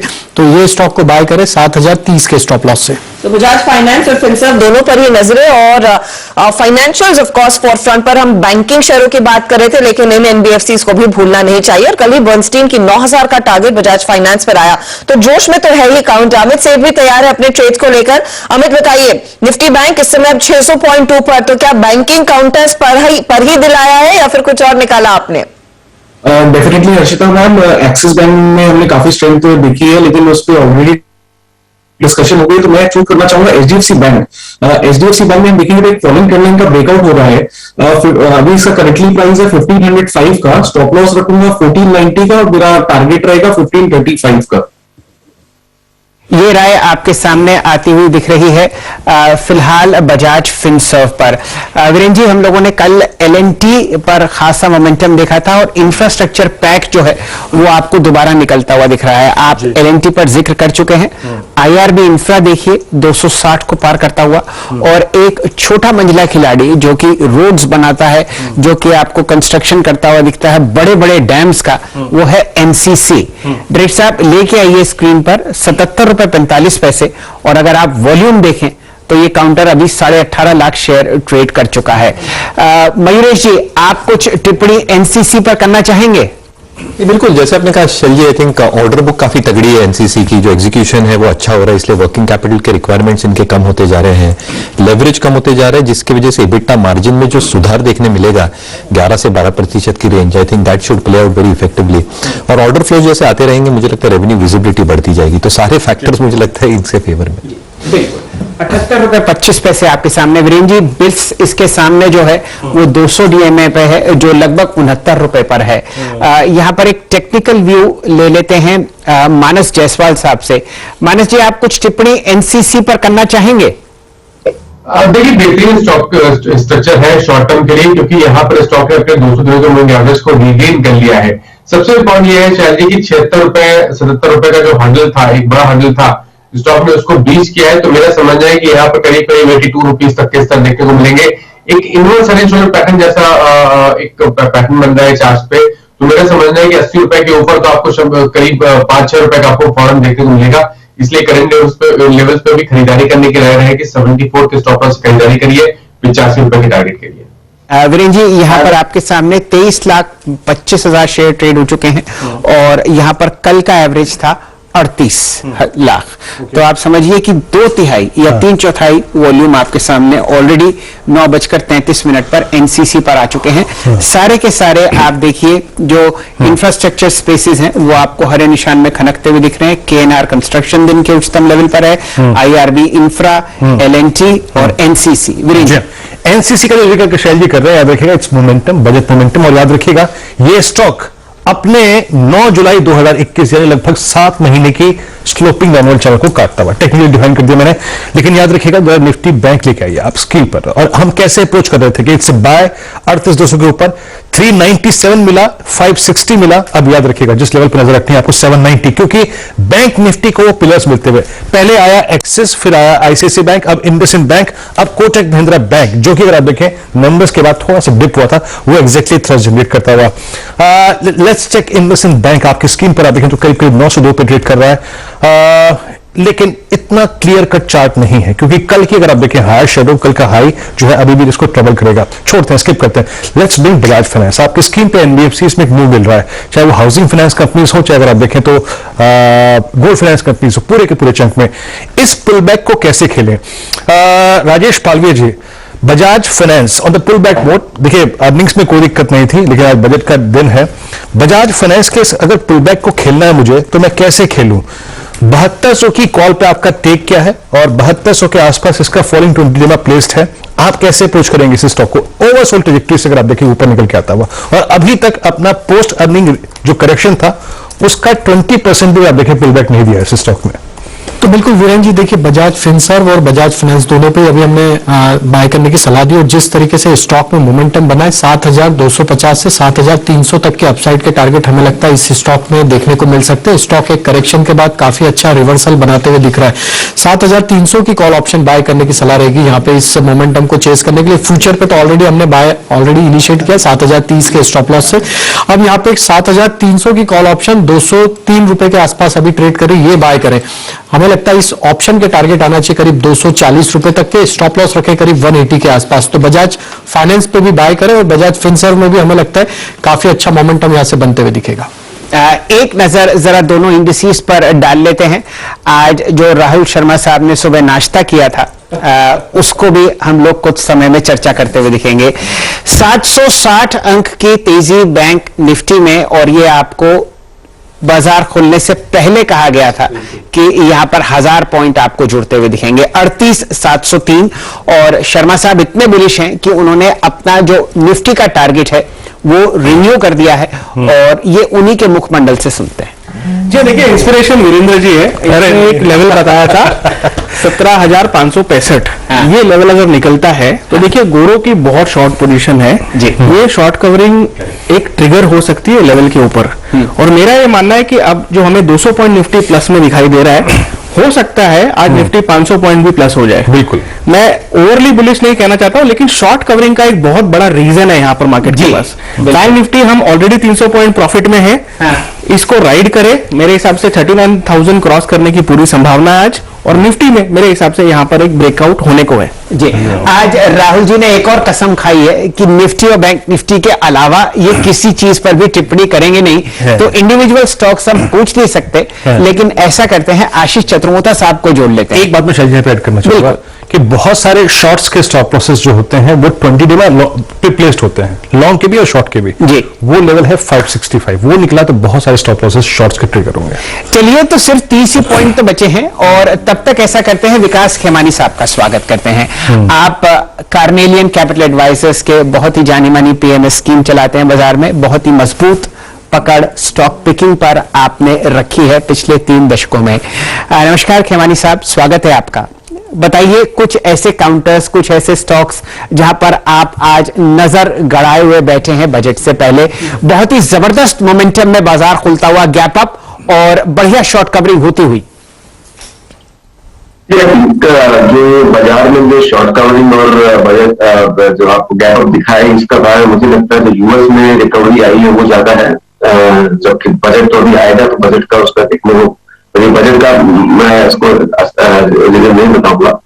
बजट में बिल्कुल चूंकि बजट तो प्रोग्रेसिव है, मेरे हिसाब से एक्सपेक्टेड है ऐसा कि ग्रोथ करने वाला होगा, और जो इकोनॉमिक सर्वे जो आपको देखने को मिलता है कि इन्होंने फिस्कल स्पेस की बात करी है, तो असेंशियली ये क्लियरली दर्शाता है कि सरकार के अभी माइंड में ग्रोथ का सबसे बड़ा महत्व है, चाहे वो सोशल स्पेंडिंग करके हो और या कैपिटल एक्सपेंडिचर करके हो इंफ्रास्ट्रक्चर या रिलेटेड सब्जेक्ट्स में। तो पिछले साल का बजट भी इसी तरह का कुछ एक रुझान रखता था।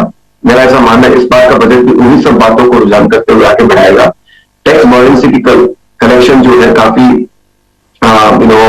जीएसटी नंबर जैसे आया अभी रिसेंटली, तो वो उस तरह से टैक्स बॉयलेंसी की भी जो प्रोजेक्शन आएंगी बजट में वो एक ऑल्सो सरकार का एक्सपेक्टेशन बताएंगी, और उससे भी पता चलेगा कि किस तरह की प्लानिंग सरकार कर रही है। तो नेट मुझे लगता है कि कुछ बातों में जैसे हो सकता है कि हाउसिंग फाइनेंस को लेके थोड़े और रिबेट मिल जाए, कुछ एफडीआई के अंदर छूट देने की बात है, तो ये सब काफी कुछ आ सकता है। पर मुझे लगता नहीं है कि कोई एक पर्टिकुलर बजट, मुझे लगता है ओवरऑल अच्छा होना चाहिए, जो इंफ्रास्ट्रक्चर के लिए अच्छा होना चाहिए, तो स्पेंडिंग जो रूरल स्पेंडिंग कर रहे हैं उनके लिए अच्छा होगा, क्योंकि सब कंज्यूमर सेक्टर में फायदा होता है, और बाकी ओवरऑल जो खर्चा इकोनॉमी में होगा उसको बढ़ोतरी देने वाला होगा। तो और मुझे लगता है काफी प्रोग्रेसिव बजट होना चाहिए, वो तो हम देखेंगे तो पता चलेगा। ये राय तो खेमानी साहब आप ब्रॉडर मैक्रो मार्केट्स पर देते हुए दिख रहे हैं। बताइए, इंडिविजुअल काउंटर्स पर आपने कोई खासा रुझान रखा हो, आपको लगता हो कि हाउसिंग में इंपैक्ट आएगा, रियल एस्टेट आपको पसंद आता हो, या इंफ्रास्ट्रक्चर पर आपका रुझान हो, कुछ लॉन्ग साइड ट्रेड्स जिक्र कीजिए। जी, मैं वो तो नहीं कर पाऊंगा, आपके चैनल को शायद पता है कि मैं स्टॉक स्पेसिफिक कभी कोई कमेंट नहीं करता हूँ, तो मेरे जो डिस्कशन को सेक्टर और सेगमेंट में ही करना चाहूंगा, जो कि मैंने आपको बताया कि हाउसिंग फाइनेंस देख सकते हैं, इंफ्रास्ट्रक्चर देख सकते हैं, रियल एस्टेट सेक्टर को फायदा होगा। उसके अंदर जो स्टॉक स्पेसिफिक है वो कमेंट करना मेरे लिए थोड़ा मुश्किल हो। सेक्टर्स में खेमानी साहब कहाँ रुझान होगा? हम लोग काफी जबरदस्त रैली पीएसयू बैंक्स में देख रहे हैं पिछले कुछ समय से। आप जैसे दिग्गज कई ऐसी पीएमएस स्कीम्स हैं जहां पर पीएसयू बैंकिंग में खासा रुझान लॉन्ग साइड पर देखा गया है। इस सेक्टर के बारे में आप कुछ टिप्पणी करना चाहेंगे? जी बिल्कुल, आई थिंक ये सेगमेंट में एक आप दो बातें हो रही है। एक तो पूरा आप देखेंगे पिछले कई सालों से सेक्टर कंसोलिडेट हुआ है, मतलब कंसोलिडेटेड बैंकें हो गई है, उनके सारे बैलेंस शीट्स को रिकैपिटलाइज कर दिया गया और प्रोविजन कर दिया गया, और बैंक बनने के बाद में वहां से भी बातें चल रही है काफी जो स्ट्रेस जैसे वो निकल जाएगी। तो नाउ ये बैंकिंग सेक्टर जो है रेडी फॉर ग्रोथ है, और इसमें कुछ बातें ये भी हो रही है कि सरकार शायद एफडीआई को रिलैक्सेशन कर दे पीएसयू बैंक के लिए, ताकि sum of the divestment also can go through. ये पॉसिबल है, मुझे नहीं पता आएगा कि नहीं आएगा। तो इन जनरल बिजनेस का रुझान भी अच्छा है, अंडरलाइन बिजनेस ट्रैजेक्टरी इन सारी कंपनियों की अच्छी है, पॉजिटिव है, कई ग्रोथ पिकअप हो रही है। तो मुझे लगता है ये सेगमेंट यहाँ से अच्छा ही करना चाहिए। वैल्यूएशन जो है आपके फेवर में है, सब काफी 0.5 0.6 टाइम बुक पे ट्रेड करते हैं, और थोड़े ज्यादा महंगे भी है, पर ओवरऑल ये सेगमेंट मुझे लगता है हमारा सेट महीने के हिसाब से अच्छा है।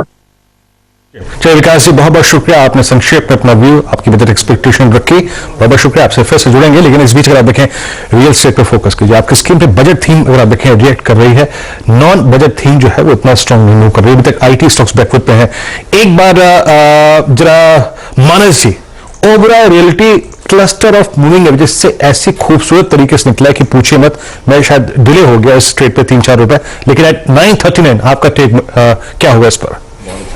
देखिए बिल्कुल सही आपने कहा कि जितने भी इंपॉर्टेंट मूविंग एवरेजेस थे उनको रिगेन कर लिया है स्टॉक ने, और एक प्राइस ब्रेकआउट देखने को मिला है 925 रुपए के ऊपर। तो मेरा समझना है कि जो पिछले हाईज 1000 रुपए के हैं, ओबरा रियल्टी उसको टेस्ट कर सकता है, तो बिल्कुल खरीदारी करने के अभी भी मौके हैं। 919 के नीचे स्टॉप लॉस रखे, 990 रुपए के टारगेट सेट करिए। कि स्क्रीन पर आप देखिए निकलता हुआ 943, बात शुरू हुई थी अभी 938 पर, और ये बहुत ही क्लीन स्वीप है। हर्षदा, आपके पैनल में इस वक्त कुछ और ट्रेड्स लगाए हो तो बताइए। इनफैक्ट ओबरॉय रियल्टी की बात राजेश सातपुते और रचना वैद दोनों करना चाह रही थी और मानस ने भी कॉल दे दी, तो ये कंसेंसस ट्रेड है, स्क्रीन पर होना चाहिए और यहीं पर एक्शन है। लेकिन ये पता नहीं पेट पूजा का मन है या फिर कॉन्ट्रा कॉल का मन। नजरें गई है राजेश सातपुते की एक रीसेंट लिस्टिंग पर जिसने ज्यादा निराश किया है। इतना भी नहीं निराश किया लेकिन थोड़ा सा निराश किया, क्या बताइए? हर्षदा, कभी हमारी सबकी नजर इस पे थी और उसमें करेक्शन आया है। तो देखिए ये कॉन्ट्रा ट्रेड है 94 के आसपास, इट्स अ जोमैटो। तो जोमैटो बाय करें 94 पे, छोटा स्टॉप लॉस रखे आप यहाँ पे 3 रुपए का, 91, 90 के आसपास स्टॉप लॉस रखे, और इसका जो टारगेट बन रहा है इंट्राडे पॉइंट ऑफ व्यू से, मुझे लगता है आज का इंट्राडे टारगेट इसका 102 का होगा। ओके, 102 की तैयारी आप कह रहे हैं। जोमैटो में वाकई में 5% का मूव है। इनफैक्ट जोमैटो ही नहीं, आप पीबी इंफ्रा फिनटेक पर नजर डालेंगे, यानी कि पॉलिसी बाजार, वो स्टॉक 5.5% ऊपर दिखाई देगा। पेटीएम में एक पुल बैक आता हुआ दिखाई दिया है। वीरू, लार्जली एक्सपेक्टेशन यही है कि ये डिजिटल थ्रस्ट पर और फोकस रहेगा और डिजिटल लेंडिंग से जुड़ी हुई अगर कोई प्रावधान आते हैं, ये जो यूपीआई बिजनेस को और बढ़ाने की बात सरकार करती है, तो स्टॉक्स फोकस में रहेंगे, ये उम्मीद है। लेकिन इस समय पालविया साहब की नजरें जा रही हैं गेल पर। गेल में मौका आपने क्या पकड़ा है? क्योंकि आज ओएमसीज के लिए इतना कुछ खास दिन नहीं, लेकिन यहां पर कुछ एक्यूमुलेशन शुरू हो चुका है। बिल्कुल हर्षिता जी, देखिए गेल में जिस तरीके का सेटअप बना, वीकली सेटअप के हिसाब से स्टॉक में लास्ट 3 वीक का रेंज का ब्रेकआउट यहाँ पे करते हुए दिख रहा है, और जिस तरीके से सेटअप है हमें लगता है बिल्कुल यहाँ पे गेल को बाय करना चाहिए। टारगेट यहाँ से आना चाहिए करीब 152 से लेकर 154 तक के अपसाइड के टारगेट आते हुए दिख सकते। तो 143 के स्टॉप लॉस से गेल में बाय करने की सलाह रहेगी। अगर ऑप्शन के थ्रू ट्रेड करना है तो 145 का ऑप्शन भी बाय करके ट्रेड किया जा सकता है। 5 रुपए 50 पैसे के आसपास ट्रेड कर रहा है, इसमें स्टॉप लॉस रखे करीब 3 रुपए 50 पैसे। अपसाइड के टारगेट आना चाहिए 9 रुपए से 10 रुपए तक के। ओके, तो 140 पर है, 145 का कॉल लिया जाए या फिर सीधा आप फ्यूचर्स में भी ट्रेड ले सकते हैं।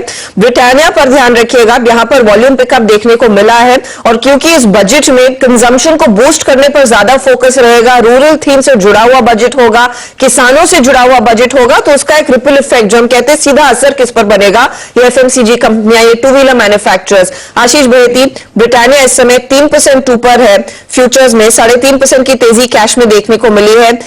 कॉल में क्या एक्शन देखने को मिल रहा है आपको ऑप्शन के ट्रेड में, या फिर सीधा फ्यूचर्स या कैश वाला ट्रेड होगा ये आज? जी, फ्यूचर ऑप्शंस के थ्रू भी ट्रेड किया जा सकता है। जिस हिसाब से इसमें स्ट्रक्चरली चेंज हुआ है, 20 डेमा के ऊपर मूव करके आज ये अपना 200 डेमा को कैप्चर करने की कोशिश कर रहा है। हमें लगता है कि 3750 तक के लेवल्स इसमें देखने मिल सकते हैं।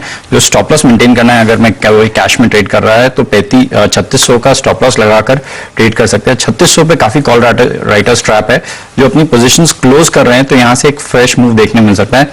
3700 का जो ऑप्शन है कॉल का, वो खरीदा जा सकता है। इसमें 75 के करीब चल रहा है, तो उसमें एक पोजीशन बना के 100 के टारगेट्स के लिए, और जो स्टॉप लॉस मेंटेन करना है वो है 60 का।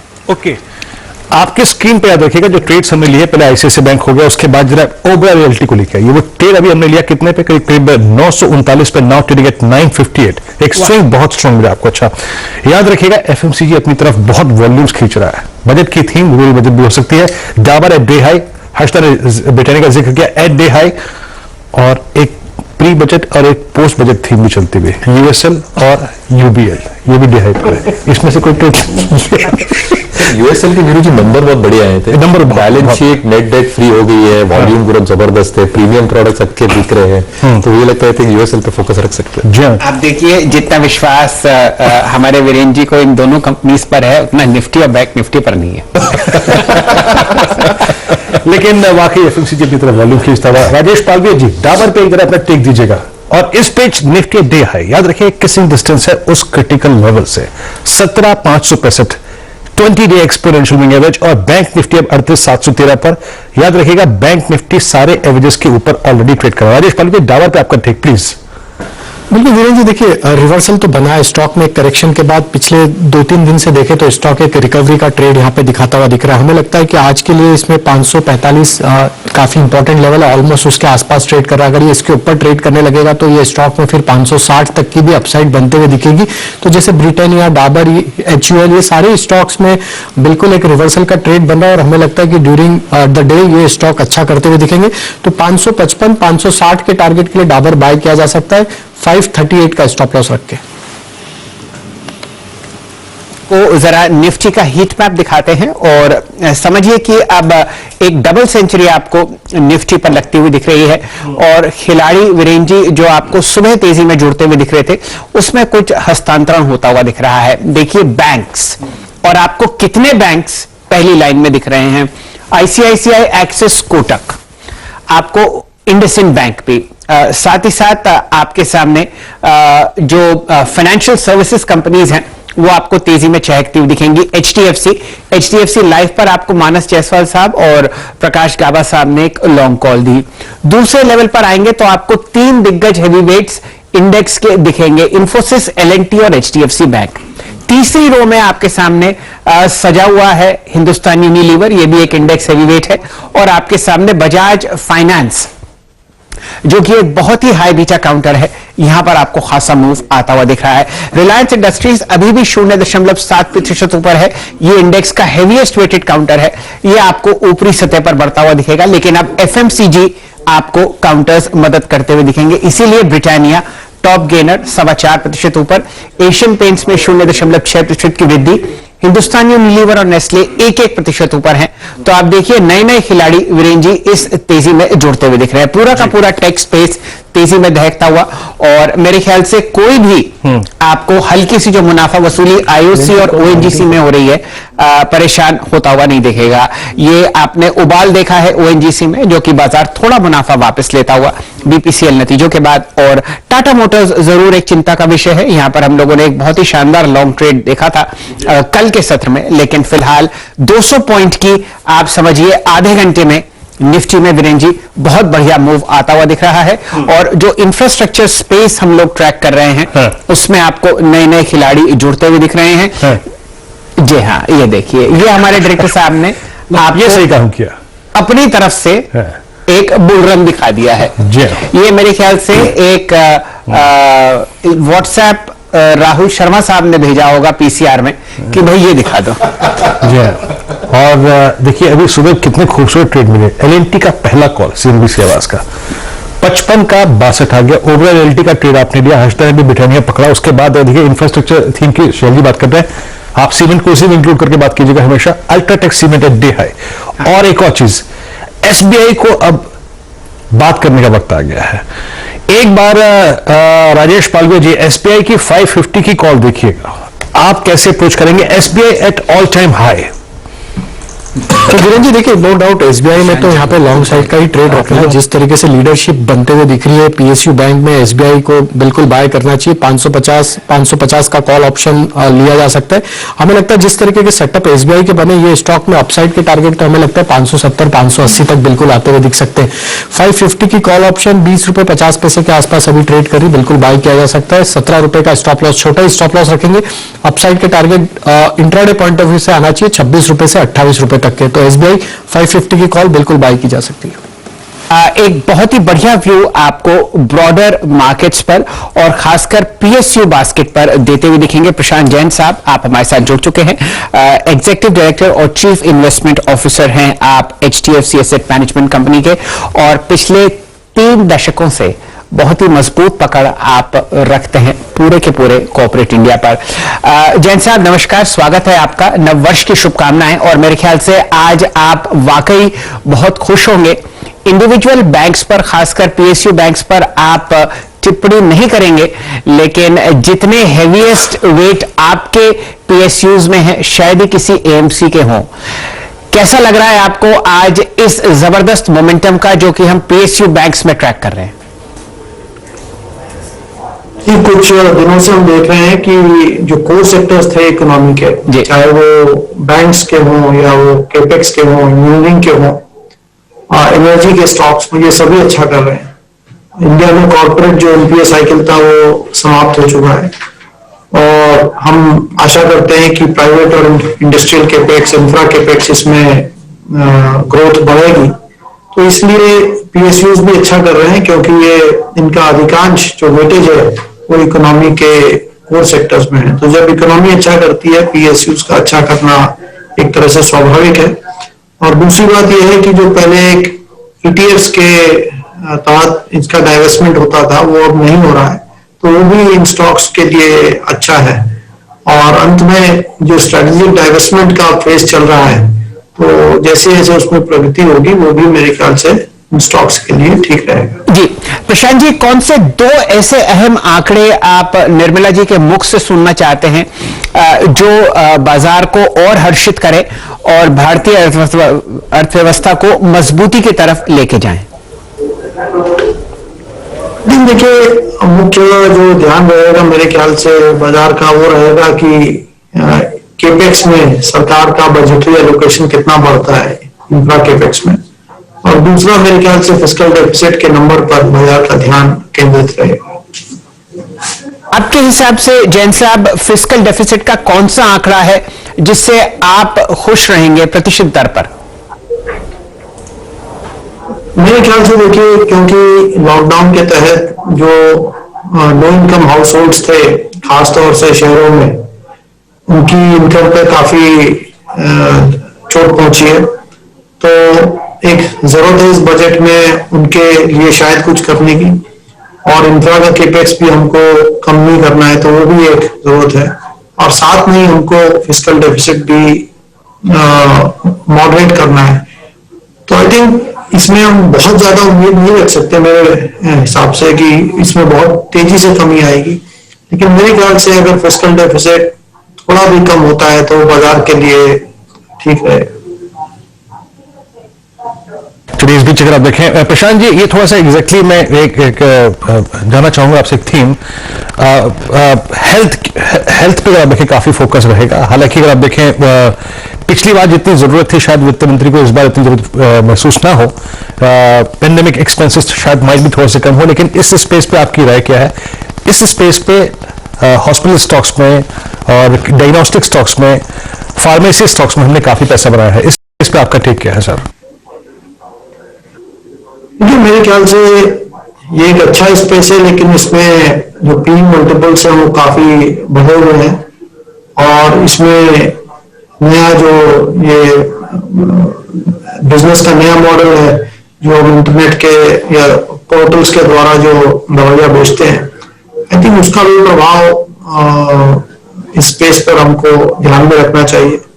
तो मेरे ख्याल से एक अच्छा सेक्टर है, लेकिन जितना पैसा इसमें बन गया है मेरे ख्याल से आने वाले समय में हमें उम्मीद उससे काफी कम रखनी चाहिए, क्योंकि आज वैल्यूएशंस जो है इस स्पेस में काफी बढ़े हुए हैं। प्रशांत जी, एक निराशा जो हाथ लगी पिछले साल के बजट के आंकड़े में वो थी विनिवेश की। लगभग समझिए लाख करोड़ का आंकड़ा था और हाथ में बहुत कम आया। हम लोगों ने कुछ रियर साइड एक्शन आते हुए देखा। कल नीलाचल इस्पात निगम लिमिटेड का विनिवेश हुआ और उम्मीद हम लोग ये कर रहे हैं कि एक आध दो ट्रांजैक्शन मार्च में भी आपको होते हुए दिख सकते हैं। आपकी अपनी पर्सनल उम्मीद क्या LIC IPO के बारे में, और क्या लगता है कि इस बार का डिसइन्वेस्टमेंट का आंकड़ा होगा? ये आंकड़े से ज्यादा महत्व है कि मतलब हम रियल में कर क्या पाएंगे, और क्योंकि आंकड़े तो हम कई वर्षों से देख रहे हैं कि उसमें जितना टारगेट रखा जाता है उससे अचीवमेंट काफी कम होता है।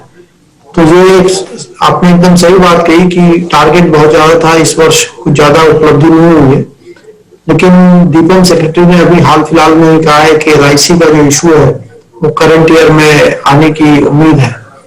और मैं ये बात कहना चाहूंगा कि जो डाइवर्समेंट में हम लोग ने बहुत समय लिया, कारण कुछ भी रहे हो, लेकिन ऐसी उम्मीद जरूर है कि आने वाले वर्ष में उसमें हम तेजी से प्रगति कर पाएंगे। जैन साहब, बहुत बहुत आभार आपका।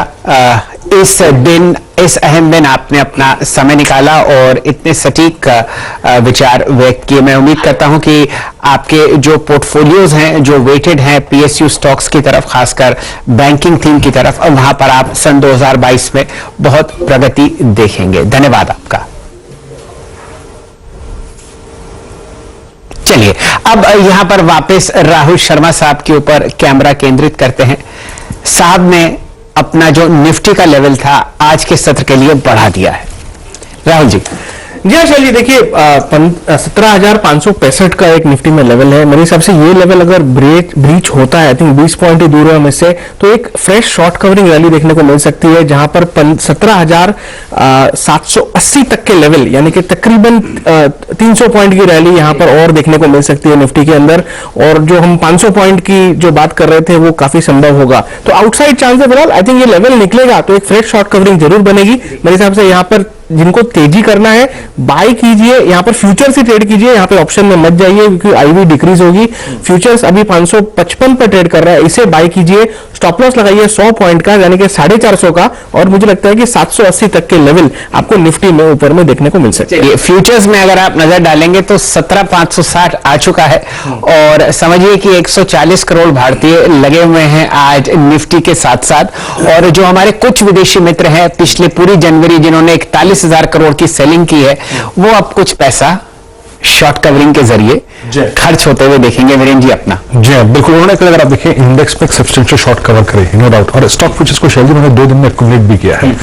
अच्छा, याद रखिएगा 17,565 लास्ट डे एवरेज 20 डे में। और अब आइए मैं कोई ट्रेड लेके आता हूँ स्क्रीन पे। आदेश पालवी जी, आज अच्छे ट्रेड स्क्रीन पे मिले हैं सुबह। अगर आप देखें 45 मिनट में, एक बात जरा इंडिया सीमेंट्स लेके आइए। मैं एक सीमेंट को पकड़ रहा हूं, सीमेंट में पिछले 20 मिनटों में ओआई एडिशन सब्सटेंशियल है। इंडिया सीमेंट्स देखिए और इसकी कोई स्ट्राइक पे कीजिए। मैं एक बार इंडिया सीमेंट्स की कॉल लेके आइए डायरेक्टर साहब प्लीज, 240 की। इस कॉल पे आपका टेक क्या है? हालांकि ये फ्लैग की प्रॉपर्टी को पूरा नहीं कर रहा है, बट एक बहुत एग्रेसिव पैटर्न है। 650 पे ट्रेड कर लीजिए इस वक्त का ये ऑप्शन ट्रेड सीमेंट्स पे। तो देखिए वीरेंद्र जी, बिल्कुल सीमेंट स्टॉक ही फोकस में है और हम सभी स्टॉक्स को ट्रैक कर रहे हैं यहाँ पे, और हमें लगता है बिल्कुल ये सेक्टर में भी मूवमेंट बनते हुए दिखेगा। रियल एस्टेट, इंफ्रा, सीमेंट, ये स्टॉक हमें लगता है यहाँ से बिल्कुल एक अपमूव बनाते हुए दिखेंगे। तो इंडिया सीमेंट में भी एक ट्रेड तो बना है यहाँ से, जिस तरीके से बाइंग इंटरेस्ट बना है वीकली सेटअप के हिसाब से 230 इंपॉर्टेंट लेवल अगर ये क्रॉस करता है तो स्टॉक में यहाँ से 245 तक की भी अपसाइड खुलते हुए दिख रही है। तो कॉल ऑप्शन बाय करें। 240 की 7 रुपए 50 पैसे हो गई। अब इसमें टारगेट आना चाहिए करीब 11 रुपए से 12 रुपए तक का, और लोअर साइड पे इसका स्टॉप लॉस रखे करीब 5 रुपए का। और इसी स्पेस में हमें लगता है कि सारे स्टॉक्स को अभी फोकस में रखना चाहिए। काफी अच्छी बाइंग इंटरेस्ट बिल्कुल बनते हुए दिख रही है। तो इंडिया सीमेंट में एक मौका, ये कॉल हो गई 815। अब बताइए सीमेंट में कुछ और ट्रेड है आपके पास, पैनल के पास? जी वीरो, इनफैक्ट सीमेंट पर ही नजरें फंसी हुई थी, बस इंतजार था कि आप लोग इस तरफ कब आएंगे। अल्ट्राटेक भी ट्रैक कर रहे हैं इनफैक्ट पालविया साहब। बिल्कुल अल्ट्राटेक यहाँ पे फोकस में रखना चाहिए। काफी अच्छा पैटर्न बना डेली सेटअप के हिसाब से देखें तो अब स्टॉक 73.55 के आसपास ट्रेड कर रहा है। जिस तरीके का मोमेंटम बना है हमें लगता है अल्ट्राटेक में टारगेट आना चाहिए 74.30 74.50 तक के। अब स्टॉप लॉस को ट्रेल कर ले, हमने आइडेंटिफाई किया था, वहां से स्टॉक ऑलरेडी 30 रुपए और बढ़ गया। लेकिन जिस तरीके से सीमेंट स्पेस बढ़ते हुए दिख रही है तो 7450 के टारगेट के लिए अल्ट्राटेक सीमेंट बाय करें। स्टॉप लॉस कर ले करीब यहाँ पे अब 72.90 के आसपास। ओके, तो देखिए अल्ट्राटेक ये सबसे पहले चुना गया था, अब आपके सामने एक बार फिर पेश कर रहे हैं अल्ट्राटेक, और साथ ही साथ इंडिया सीमेंट का जिक्र हुआ। आशीष चतुर्मोता ने भी सीमेंट में ही एक और ट्रेड चुना है। आशीष बताइए इस समय आप क्या ढूंढ रहे हैं?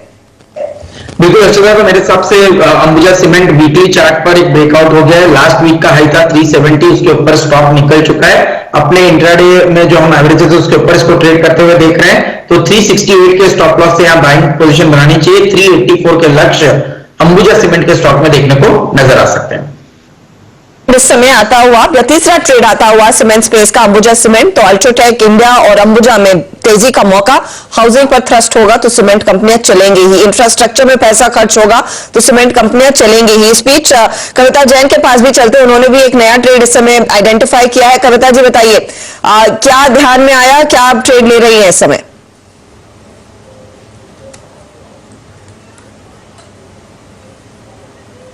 कविता जी नहीं लगता है वहां, आपने अपने आप को म्यूट पे रखा है, अनम्यूट कीजिए please. Yes sir Rajna ji. So Tata motor DVR is the new trade 262.15 के लेवल्स पर है। इसमें एक अच्छा स्ट्रेंथ बिल्ट होता हुआ दिख सकता है। मुझे लगता है 267 272 के लेवल्स के लिए टाटा मोटर्स डीवीआर को अप्रोच करना चाहिए, and one can take the stop loss of 258 on the same. Okay, तो टाटा मोटर्स डीवीआर में मौका तेजी की तरफ इस समय, लेकिन ये स्टॉक आपकी स्क्रीन पर चार्ट लेकर आएंगे। वित्त मंत्री निर्मला सीतारमण अपने टैबलेट के साथ पहुंच गए हैं पार्लियामेंट। कुछ ही देर में अब देखिएगा ठीक एक घंटे में वो तमाम डिटेलिंग सामने निकल कर आएगी जिसका हम सबको इंतजार है। फिस्कल डेफिसिट का आंकड़ा क्या होगा, इंफ्रास्ट्रक्चर में कितना और पैसा खर्च किया जाएगा, हेल्थ सेवाओं को और कैसे मजबूत किया जाए, एजुकेशन में क्या एक डिजिटल थ्रस्ट के लिए कुछ और रियायतें दी जाएंगी, कई सारी चीजें हैं जिस पर नजरें होंगी और वो तमाम डिटेल्स आपके लिए सीएनबीसी आवाज बजट भाषण के साथ साथ सरल भाषा में सारा विश्लेषण करेगा और हमारी टेक पंचायत आपको ट्रेड्स भी देगी। ठीक एक घंटे में बजट भाषण की शुरुआत होगी। निर्मला सीतारमण का ये चौथा बजट होगा, याद रखिएगा। लेकिन एक और ट्रेड जो इस समय आपको फोकस में रखना चाहिए, टाटा मोटर्स के डीवीआर का जिक्र हुआ तो टाटा मोटर्स का आप स्टॉक लेकर आएंगे। निचले लेवल से एक बहुत तगड़ी रिकवरी देखने को मिली है, नतीजे खराब रहे लेकिन आउटलुक अच्छा, स्टॉक में शॉर्ट कवरिंग शायद देखने को मिल रही है। सातपुते जी, ओपन इंटरेस्ट देखेंगे तो 12% ऊपर आता हुआ और 510 आ चुका है। जी हर्षिता जी, देखिए यहाँ पे सबसे ज्यादा जो कॉल राइटर खड़े थे वो करीबन 500 के स्ट्राइक में थे, तो मुझे लगता है यहाँ पे हम 520 के कॉल ऑप्शन में काम कर सकते हैं। 18 रुपए के आसपास ही आपको मिलेगा, तो 520 का कॉल ऑप्शन आप यहाँ पे बाय करें 18 रुपए पे। स्टॉप लॉस आपका होगा 14 का और जो दिन का टारगेट होगा वो रहेगा 26-27 के रेंज में। तो मुझे लगता है यहाँ पे Tata Motors yes exactly right, ये 500 का लेवल टेस्ट करने के बाद फिर से रिकवरी मोड में है। तो जो हम लोगों ने ट्रेड्स लिए, मैं आपको बताता हूं, एलएनटी की वो कॉल ब्लास्ट हो चुकी है, ओबीआईएलटी 30 रुपए का स्विंग दे चुका है और इंडिया सीमेंट्स की वो कॉल 6.5 रुपए की 9.5 रुपए का स्विंग लगा के आ चुकी है। एक मेरे को स्टॉक आप बताइए महेश जी, केरा कंस्ट्रक्शन आपने अगर देखें टिप्पणी की थी इस पे, बेहद ही खूबसूरत चार्ट। डिलीवरी पे काम करने के लिए आपका टारगेट क्या है? 326, it's a typical flag and it's a typical rounding bottom breakout. आपकी राय? और इस बीच निफ्टी है बहुत नजदीक 17,565 के last due average. KRR constructions पे आपका टेक? One of the strongest balance sheets I think. Debt equity अगर हो तो एकदम मार्जिनल है, वर्किंग कैपिटल रिक्वायरमेंट्स 20 से 25 दिन पे है, रिटर्न रेशियोज आरओईज 18% पे है, ऑर्डर बुक स्प्रेड है बिटवीन रोड्स एंड इरिगेशन, जो गवर्नमेंट के 2 फोकस एरियाज है। तो आई थिंक की pivot area as per the O'Neil methodology break कर चुका है 326 के। मुझे लगता है आई थिंक 370-375 के टारगेट्स बिल्कुल मुमकिन हो सकते हैं। जी ये रणनीति वीरेंद्र जी हम लोगों ने काफी सारे टेक्निकल कॉल्स के साथ करी, लेकिन एक अहम बात जो बजट में हम लोग सोच रहे हैं वो किस तरीके से एफआईआई मनी जो है, जो आपको हॉट मनी कहा जाता है, वो फिलहाल पैसा शेयर्स में आता है और फिर विलुप्त हो जाता है, जैसे पिछले 6 महीने में हम लोग देख ही रहे हैं। लेकिन जो पैसा भारतीय बॉन्ड्स में, विदेशी पैसा जो है, उम्मीद की जा रही है कि $40 बिलियन आपको आता हुआ दिखेगा। इस रौनक निफ्टी में दिखाई है या और भी बढ़ती हुई दिखाई देगी। अच्छा, इस बीच हम मेटल कंपनियों पर ध्यान दे रहे थे।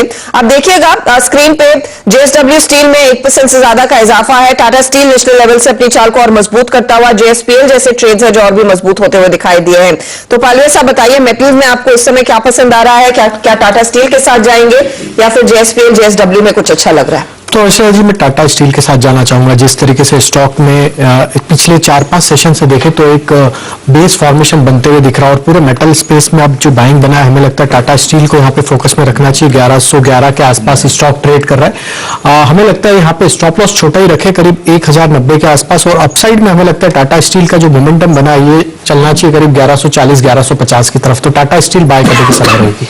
तो देखिए तेजी का ट्रेड करीब 2.25% से ज्यादा की बढ़त आ चुकी है, 1110 पर आ चुका है ये काउंटर। आपको भी कुछ स्टील में या फिर मेटल में पसंद है?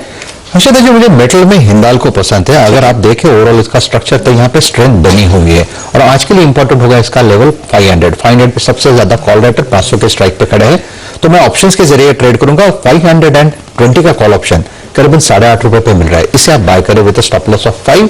इसका टारगेट जो सेट करना है हमें 15 के आसपास का करना है, तो 14-15 का टारगेट लेके हिंदाल्को का 520 का कॉल ऑप्शन आप बाय कर सकते हैं। 520 के कॉल पर देखिए, ध्यान दीजिए 18 के आसपास जा सकता है ये, और इस समय करीब 9-9.25 रुपए के आसपास भाव है। अच्छा, इस बीच क्योंकि बजट है और डिफेंस स्टॉक्स पर भी नजरें होनी चाहिए। हमने देखा बड़े पैमाने पर डिफेंस एलोकेशन बढ़ने की उम्मीद है। पीएलआई स्कीम का ऐलान हुआ। हिंदुस्तान एरोनॉटिक्स एक ट्रेड जो स्क्रीन पर मेरे आ रहा है, यहां पर थोड़ा थोड़ा करके एक्शन बढ़ता हुआ 1% ऊपर वॉल्यूम पिकअप देखने को मिला है। भारत डायनामिक्स जैसे ट्रेड्स में हमने देखा है पिछले पूरे हफ्ते तेजी देखने को मिली। भारत फोर्ज जैसे काउंटर्स में थोड़ा सा एक्शन, बीएल जैसे स्टॉक्स, ये सभी हैं जो डिफेंस के साथ वास्ता रखता है, डिफेंस पर फोकस रखते हैं। इनमें से कोई ट्रेड आशीष बहेती, जो आप इस समय कॉन्फिडेंट है लेने के लिए बजट से ठीक पहले? HAL का स्ट्रक्चर काफी अच्छा है, जिस हिसाब से ओवरऑल स्ट्रेंथ दिखा रहा है काउंटर, नॉट जस्ट आज बट ओवरऑल पूरे जनवरी के सेशन में इसने एक अच्छा स्ट्रेंथ दिखाया है। हमें लगता है कि अगर बजट में कुछ भी पॉजिटिव आता है सेक्टर के लिए तो इसमें बहुत बड़ी एक अच्छी मूव दिख सकती है, क्योंकि इसे 1540 तक के लेवल्स देख सकते हैं। बट जो इमीडिएट टारगेट है वो एक 1500 पे एक बार प्रॉफिट बुकिंग करने की सलाह है इसमें, अगर कोई पोजीशन बना रहा है बाइंग की, और जो स्टॉप लॉस मेंटेन करना है वो है 1445 का। चलिए, इस बीच याद रखिएगा bank Nifty day high 38,705, that's good, याद रखिएगा। निफ्टी के लिए अबाउट 17,565 एक एवरेज एडवांटेज है रिलायंस इंडस्ट्रीज। सभी डिस्क्लेमर आपकी स्क्रीन पे है, लेकिन इस बीच अगर आप देखें Godrej CP it's doing well. ये मयूरेश जी का पैनल में कॉल था भी कि आप इसको पिक करिए, बजट को अप्रोच करते हुए इस स्टॉक को फोकस करेंगे। और एक चीज याद रखिएगा, गोदरेज प्रॉपर्टीज इस स्टॉक को लेकर राजेश पालवे जी, एक बताऊं मैं आपको, वहां पे वो एलएनटी की कॉल 12% फट गई है, स्विंग काफी स्ट्रॉन्ग हुआ इसने। अब बताइए, Godrej properties about 10 day exponential moving average और एक बहुत स्ट्रॉन्ग अप्रोच दिखाता हुआ टुवर्ड्स 200 डे में, आपके अप्रोच इस स्टॉक पे? बिल्कुल, काफी स्ट्रांग मोमेंटम बना है स्टॉक में, और जिस तरीके से लास्ट सेशन में भी एक बाइंग इंटरेस्ट था और कंटिन्यू होते हुए दिख रहा है, तो हमें लगता है पूरा रियल एस्टेट स्पेस जिस तरीके से बाइंग इंटरेस्ट दिखा रहा है, यहाँ से इमीडिएट टारगेट जो लगता है वो 1800 तक आते हुए दिखता है। तो 1800 इसके लिए एक फर्स्ट रेजिस्टेंस लेवल रहेगा, जहां पे ऑलमोस्ट अगर हम देखें तो 20 डे मूविंग एवरेज के आसपास वो लेवल है। तो मुझे लगता है कि 1800 तक के टारगेट के लिए बिल्कुल बाय किया जा सकता है। 1730 ये स्टॉप लॉस रखे, पहला टारगेट 1800, अगर वो लेवल सरपास करता है तो हमें लगता है काफी बड़ा अपमूव यहाँ पे शॉर्ट कवरिंग का बनेगा, जो कि इसको 1900 की तरफ भी लेके जा सकता है। तो स्टॉक में एक रिवर्सल ट्रेड यहाँ से बिल्कुल बाय करके करना चाहिए। अब याद रखिएगा, in terms of averages, in terms of call writers, आप सारी चीजों के ऊपर हैं। आप 17,500 के मंथली कॉन्ट्रैक्ट के कॉल राइटर के कन्विक्शन जोन के ऊपर है, आप 20 डेमा के ऊपर हैं। अगर आपके लॉन्ग ट्रेड्स आपके ग्रिप में है अबाउट 20 डेमा, तो याद रखिएगा it's time to trail your stop losses. अब ऐसी कोई ट्रेजेक्टरी नहीं है जहां पे आप डिफाइन कर सकें कि जनाब यहां पे रेजिस्टेंस आएगा ना।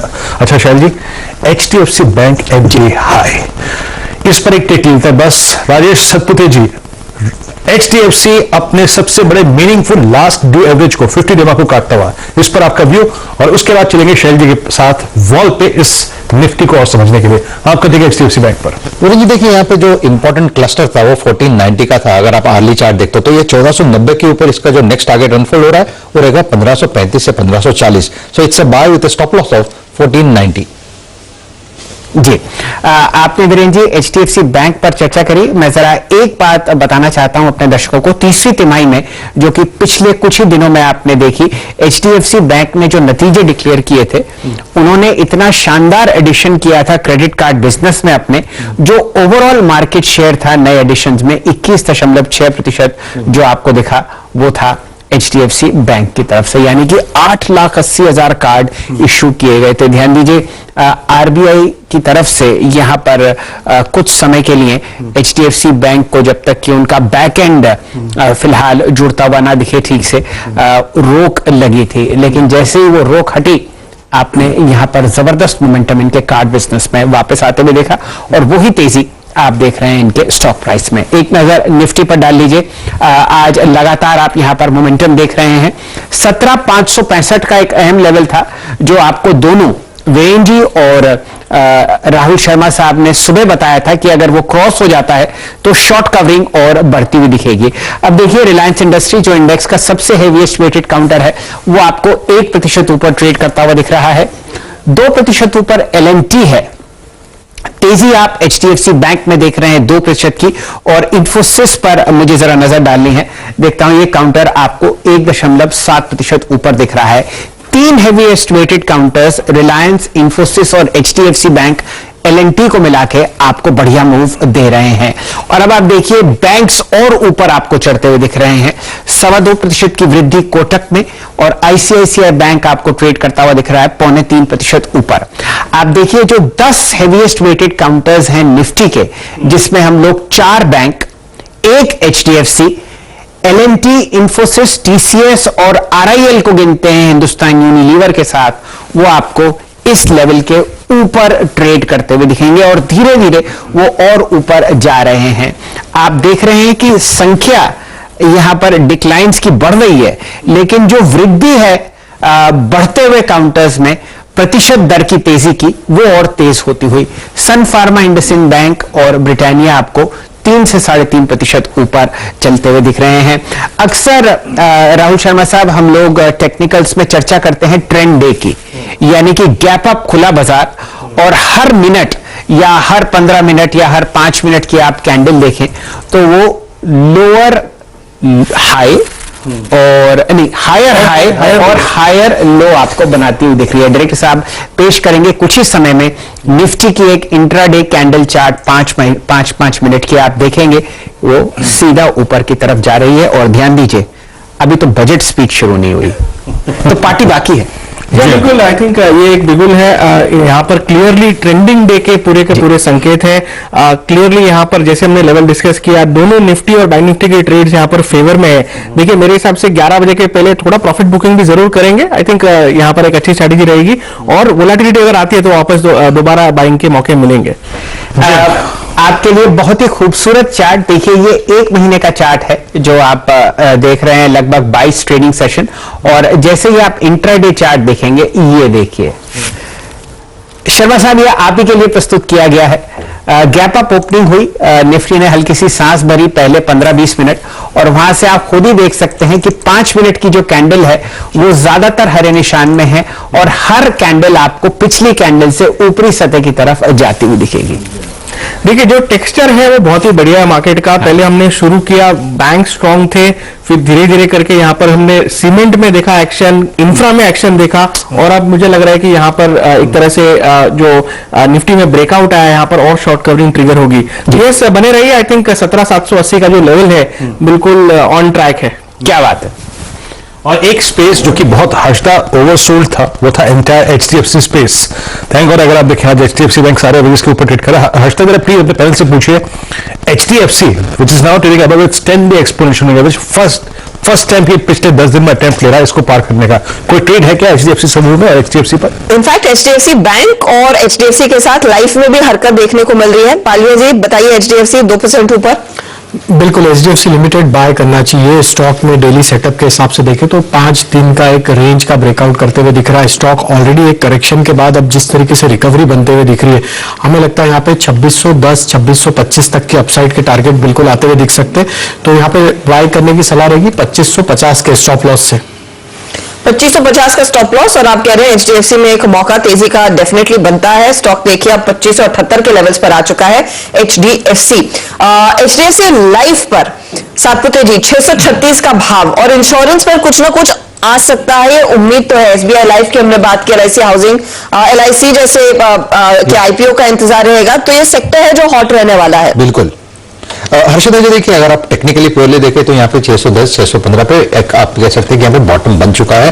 टेक्निकली हम जो देख रहे हैं दैट्स अ पॉजिटिव डाइवर्जेंस।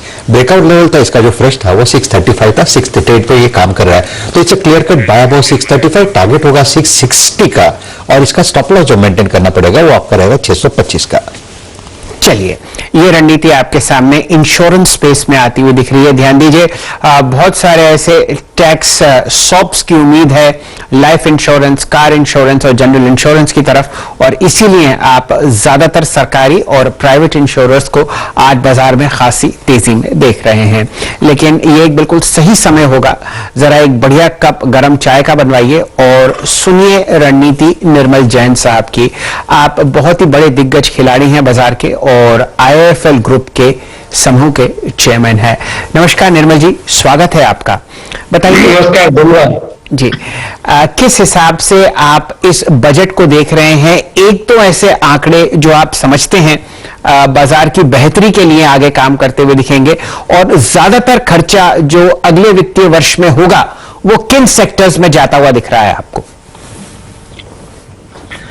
इस वित्तीय वर्ष में टैक्स कलेक्शन में बॉयंसी रही, और उस वजह से जो जीडीपी, जो फिस्कल डेफिसिट है पिछले साल 9% से ऊपर थी, इस साल हो सकता है कि 6.4 से 6.8 के बीच में रहे। अगर एलआईसी का इश्यू इस वित्तीय वर्ष में कर पाते हैं तो फिस्कल डेफिसिट और भी कम हो जाएगी। और जो टैक्स कलेक्शन में जो डबल डिजिट ग्रोथ रही, वो उससे काफी मदद मिली है सरकार को। और अगले वित्तीय वर्ष में मैं समझता हूं कि सरकार जो फिस्कल डेफिसिट को कम करने की प्रक्रिया है वो धीरे धीरे करेगी, हो सकता है कि अगले साल वो 6% टारगेट करें, क्योंकि इस साल अगर 6.8 या 6.4 अगर हम डिसइन्वेस्टमेंट का आंकड़ा लें, और जो बहुत सारे डिसइन्वेस्टमेंट पे इस साल काम हुआ है वो अगले साल पूरे होंगे, और जो पैसा है वो कैपेक्स पे खर्च होने की बहुत उम्मीद है। पब्लिक सेक्टर कैपेक्स पे सरकार और बहुत सारे इंसेंटिव देगी ताकि प्राइवेट सेक्टर कैपेक्स या जो कैपिटल इन्वेस्टमेंट है वो भी अब तेजी से बढ़े, और उसका जो इकोनॉमी पे है वो कैस्केडिंग इम्पैक्ट होता है, क्योंकि अगर नई मैन्युफैक्चरिंग कैपेसिटी, नए प्लांट या नए ऑफिसेज आती है तो उससे जो उनके ऊपर डिपेंडेंट सेक्टर्स है उनमें डिमांड बढ़ती है, एम्प्लॉयमेंट बढ़ता है, और उसकी इनकम से फिर कंजम्पशन भी बढ़ता है, तो वो उस तरह की सरकार की रणनीति इस बार रहेगी।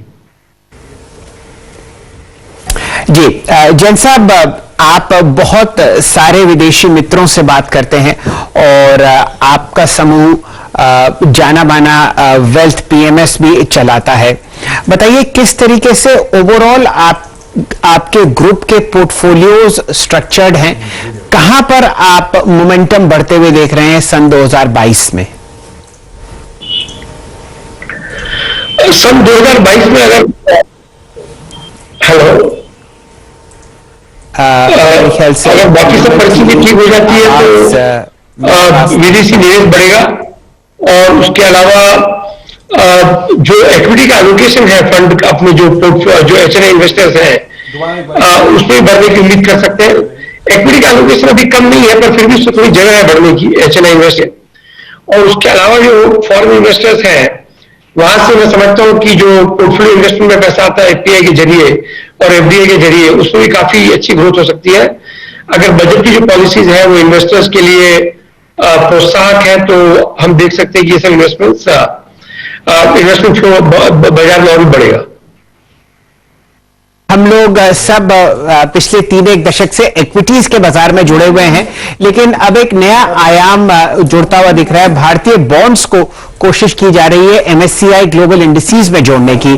क्या ये एक नया सेक्टर ग्लोबल प्लेयर्स के लिए खुलता हुआ दिखेगा? क्या इनफ्लोस की आप उम्मीद कर रहे हैं इंडियन बॉन्ड्स में, और कौन से ऐसे 1 या 2 चेंजेस आपकी आवाज बहुत हो रही है? जी हाँ निर्मल जी, अब मेरी आवाज आपको साफ आ रही है? आपकी आवाज 2 बार सुनाई दे रही है एक्चुअली। अच्छा, मेरे ख्याल से पीसीआर आपको एक बार दोबारा रिकनेक्ट करेगा, और तब तक हम लोग जरा बाजार पर ध्यान देते हैं। दोबारा हर्षदा जी को जोड़ते हैं। हर्षदा जी, कुछ आपके सामने चलिए बढ़िया टेक्निकल कॉल्स जरा स्क्रीन पर आती हुई दिख रही है। डायरेक्टर साहब लेके आइए टाटा पावर 251.50 आपके सामने दिन के उच्चतम लेवल पर चलता हुआ दिख रहा है। यहां पर जोड़ेंगे आशीष बहेती साहब को। नमस्कार आशीष जी, बताइए किस हिसाब से आप टाटा पावर को देखते हैं? चार्ट्स पर ऑलमोस्ट एक फ्रेश इंट्राडे हाई आपको लगता हुआ और काउंटर रिकॉर्ड हाई की तरफ बढ़ता हुआ। जी शैलजा, 250 एक बहुत अहम सपोर्ट रेजिस्टेंस लेवल था इसका, क्योंकि ये 3 बार यहीं से वापस इसमें एक गिरावट दिखी गई है, और आज जिस हिसाब से ये 250 को क्रॉस कर रहा है, अगर ये यहाँ पे सस्टेन करता है तो हमें लगता है कि 265 तक के भी लेवल्स इसमें देख सकते हैं, जो कि ऑलमोस्ट इसका ऑल टाइम हाई है। तो ये एक बहुत क्रूशियल लेवल पे है, यहाँ पे भी एक पोजीशन बनाई जा सकती है। 247 का स्टॉप लॉस लगाकर टाटा पावर में खरीदारी की सलाह है। इस पर्टिकुलर ट्रेड को ऑप्शंस के थ्रू भी किया हुआ ज्यादा बेटर है, क्योंकि रिस्क रिवॉर्ड काफी फेवरेबल हो जाता है। तो 260 का ही कॉल खरीदारी की सलाह है। 10 रुपए के करीब 10 साढ़े 10 के करीब ये ट्रेड एग्जीक्यूट किया जा सकता है। इसके जो टारगेट्स देखकर आ रहे हैं वो 17 रुपए तक के टारगेट्स है, और इसमें जो स्टॉप लॉस मेंटेन करना है वो 7 रुपए का। ध्यान दीजिए, आप हमारे साथ जब सुबह जुड़े हुए थे तो प्रकाश दीवान साहब की जो टॉप कन्विक्शन ट्रेड थी बजट के लिए वो थी टाटा पावर। आप फिलहाल इसको 253.50 पर कैश में चहकते हुए देख रहे हैं। दिन का लो यहां पर 244.90 था। ऑलमोस्ट 10:25 पे हो चुके हैं। नीरज जी माइक अप हो रहे हैं स्टूडियो में, और हम लोग निफ्टी पर फिलहाल एक जबरदस्त मोमेंटम देख रहे हैं। 250 अंक की विजय 17,590 के आसपास आपको ये काउंटर तेजी में दहकता हुआ दिखेगा। 810 अंक ऊपर आपके सामने निफ्टी बैंक है 38,783 पर। और ध्यान दीजिए, यहां पर राहुल शर्मा साहब ने आज आपको डंके की चोट पर कहा था बाजार खोलने से पहले कि 1000 पॉइंट की रैली दिखेगी। अब सिर्फ 190 पॉइंट बचे हैं और आप देखिए अभी तो स्पीच शुरू होने में भी 35 मिनट हैं। पीएनबी गिल्ड्स जिसकी चर्चा हुई थी कुछ समय पहले 77 रुपए 25 पैसे पर कल का हाई निकालता हुआ और शानदार मोमेंटम में ये काउंटर आपके सामने फिलहाल स्क्रीन पर। वाजपेयी साहब का स्वागत करते हैं स्टूडियो में स्पीच से 35 मिनट पहले। बिल्कुल सर, और बाजार जिस तरीके के रुख दिखा रहा है, जिस तरीके के मूव्स दिखा रहा है, उससे ये लगता है कि बाजार में एक जबरदस्त उम्मीद बन चुकी है कि बजट बहुत ही शानदार होगा और तो तमाम नंबर्स बड़े बड़े लोग इंतजार कर रहे हैं उसमें बढ़त देखने को मिलेगी। और चूंकि मैं कल से कह रहा हूं कि बैलेंस शीट बहुत स्ट्रांग है इस समय सरकार की, तो उसके पास बड़े ऐलानों के कैपेक्स के रास्ते खुले हुए हैं। बोरोइंग पूरी करी नहीं उन्होंने, उनको जरूरत नहीं लगी क्योंकि टैक्स बैलेंस बहुत ज्यादा थी। तो मुझे लगता है बाजार उसी बात को सेलिब्रेट कर रहा है स्पीच से पहले। हालांकि अब बहुत कुछ इस बात पर तय होगा कि बजट के अंदर क्या निकल के आता बिटवीन द लाइन्स, लेकिन फिलहाल ऐसा लग रहा है कि बाजार में एक जबरदस्त रैली 250 पॉइंट की तेजी के साथ निफ्टी 17,500 की तरफ बढ़ चला है। एक इंटरेस्टिंग बात नीरज जी आज आपको शुरू से आवाज पर दिखी है, वो ये है कि निफ्टी का गैप अप होगा और बाजार हल्का जा रहा है बजट में, उम्मीदें कम हैं हर तरफ से और बहुत सारे सेक्टर्स आपको पहले ही तेजी में जोड़ते हुए दिखे थे। ये तो समझिए अमेरिका में आपने टेक को दौड़ा दिया और बैंक्स में आपने बढ़िया मोमेंटम देख लिया एडीआर में। रही सही कसर राहुल शर्मा साहब ने सुबह पूरी कर दी, आते ही कहा कि 1000 पॉइंट का गैप अप, 1000 पॉइंट की रैली बैंक निफ्टी में और गैप अप निफ्टी में, और डिमांड आ चुकी है बढ़िया हलवा खाएंगे। बिल्कुल बढ़िया हलवा खाएंगे यार। बैंक निफ्टी एक्चुअली बाजार पहले हल्का हो चुका है इसलिए उसको और दौड़ने में जी मदद मिल रही है। तो सर अभी 800 पॉइंट से और ऊपर की। देखिए मैं तो एक बात कहना चाहूंगा कि निराश ना होने का गुरु मंत्र है एक्सपेक्टेशन मत रखो। मार्केट भी ऐसे ही पोजीशन में था, एक्सपेक्टेशन बजट से कुछ है नहीं। मेरे हिसाब से अगर न्यूट्रल भी बजट रहता है तो मार्केट उसको सपोर्ट करेगा और ये जो हम 200-250 पॉइंट निफ्टी में पॉजिटिव देख रहे हैं ये तब्दील हो सकता है और भी पॉजिटिविटी में। तो मेरे हिसाब से ट्रेड्स हमारे फेवर में है। स्टॉप लॉसेज बैंक निफ्टी में ट्रेल कर ले कॉस्ट के ऊपर, निफ्टी में ट्रेड अभी अपने भाव से तकरीबन 30 पॉइंट ऊपर है। आई थिंक बजट में जाते हुए जैसे स्पीड चालू होगा थोड़ी वोलेटिलिटी जरूर होगी, बट ओवरऑल बायस जो है मेरे हिसाब से पॉजिटिव है। बिल्कुल, तो no bad news is always a very good news और इसीलिए बाजार इस बात को रिजॉइस करता हुआ दिख रहा है। और बहुत सारी बातें होनी है बजट पे, बहुत सारे इश्यूज हम लोग सुनेंगे कैसे सरकार और निर्मला जी इसको सामने रखती है। और अब बिल्कुल कितना 25-30 मिनट ही बाकी है सिर्फ, क्योंकि वो पहुंच चुकी है, सब कुछ तय हो चुका है, कैबिनेट से अप्रूवल हो चुका है, बिल्कुल तैयारी चल रही है सैल जी। बिल्कुल, तो ऐसा करते हैं जो अब हमारा प्रखर और मेन पैनल है बजट का, जी हाँ, उनको धीरे धीरे इस चर्चा में जोड़ते हैं। नीलेश शाह साहब जो कि एक बहुत ही जानी मानी पोर्टफोलियो मैनेजमेंट स्कीम चलाते हैं एनविजन कैपिटल की, आपका स्वागत है नीलेश जी। और हमारे साथ कुछ ही समय में आपको जुड़ते हुए दिखेंगे सुनील सुब्रमण्यम साहब जो कि ताल्लुक रखते हैं सुंदरम म्यूचुअल फंड से। सबसे पहले नीलेश शाह साहब से जुड़ते हैं एनविजन कैपिटल के। नीलेश जी नमस्कार, शुभ प्रभात। ताबड़तोड़ मोमेंटम में आपको बाजार आता हुआ दिख रहा है, बताइए किस हिसाब से आप यहां पर मूव्स को पढ़ रहे हैं और क्या रणनीति आप बनाएंगे? सुप्रभात और सब व्यूअर्स को भी शुभेच्छा।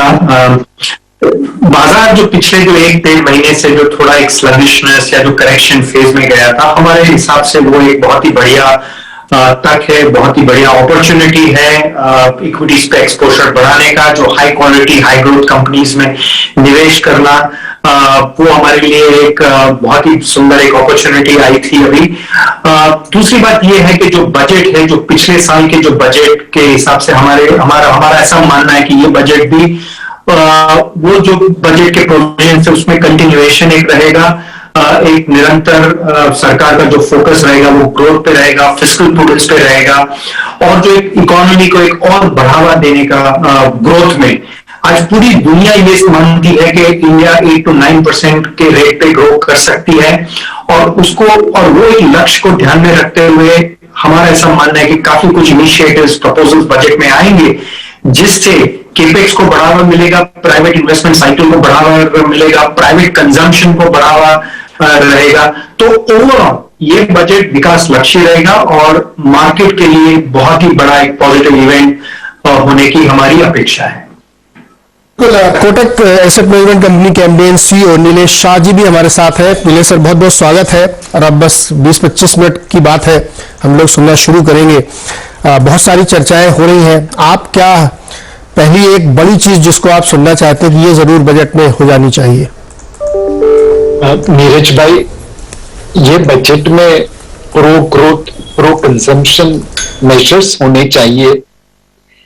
इकोनॉमिक सर्वे ने बताया कि हमारा कंजम्पशन अभी भी प्री पेंडेमिक लेवल से थोड़ा नीचे है, तो इस कंजम्पशन को हम पेंडेमिक लेवल के ऊपर लेके आए, वह बहुत जरूरी है इस बजट में। ओके, तो कंजम्पशन को ऊपर लेके आए, इसके लिए कई इलाकों में अब बात चलती है कि सप्लाई साइड तो सरकार ने काफी दुरुस्त करी है और बहुत मदद की है इंडस्ट्री की, लेकिन डिमांड अभी भी उस तरीके से नहीं आ पाई है। 97-98 के आसपास है प्री पैंडेमिक, अगर आप कंजम्पशन देखें, और कैपेक्स 102 तक पहुंच गया है। तो क्या करें, क्या सुनेंगे आप जिससे कि डिमांड साइड पुश हो? नीलेश सर। नीरज भाई, एक है कि आप किसी बंदे को फिश दे दो,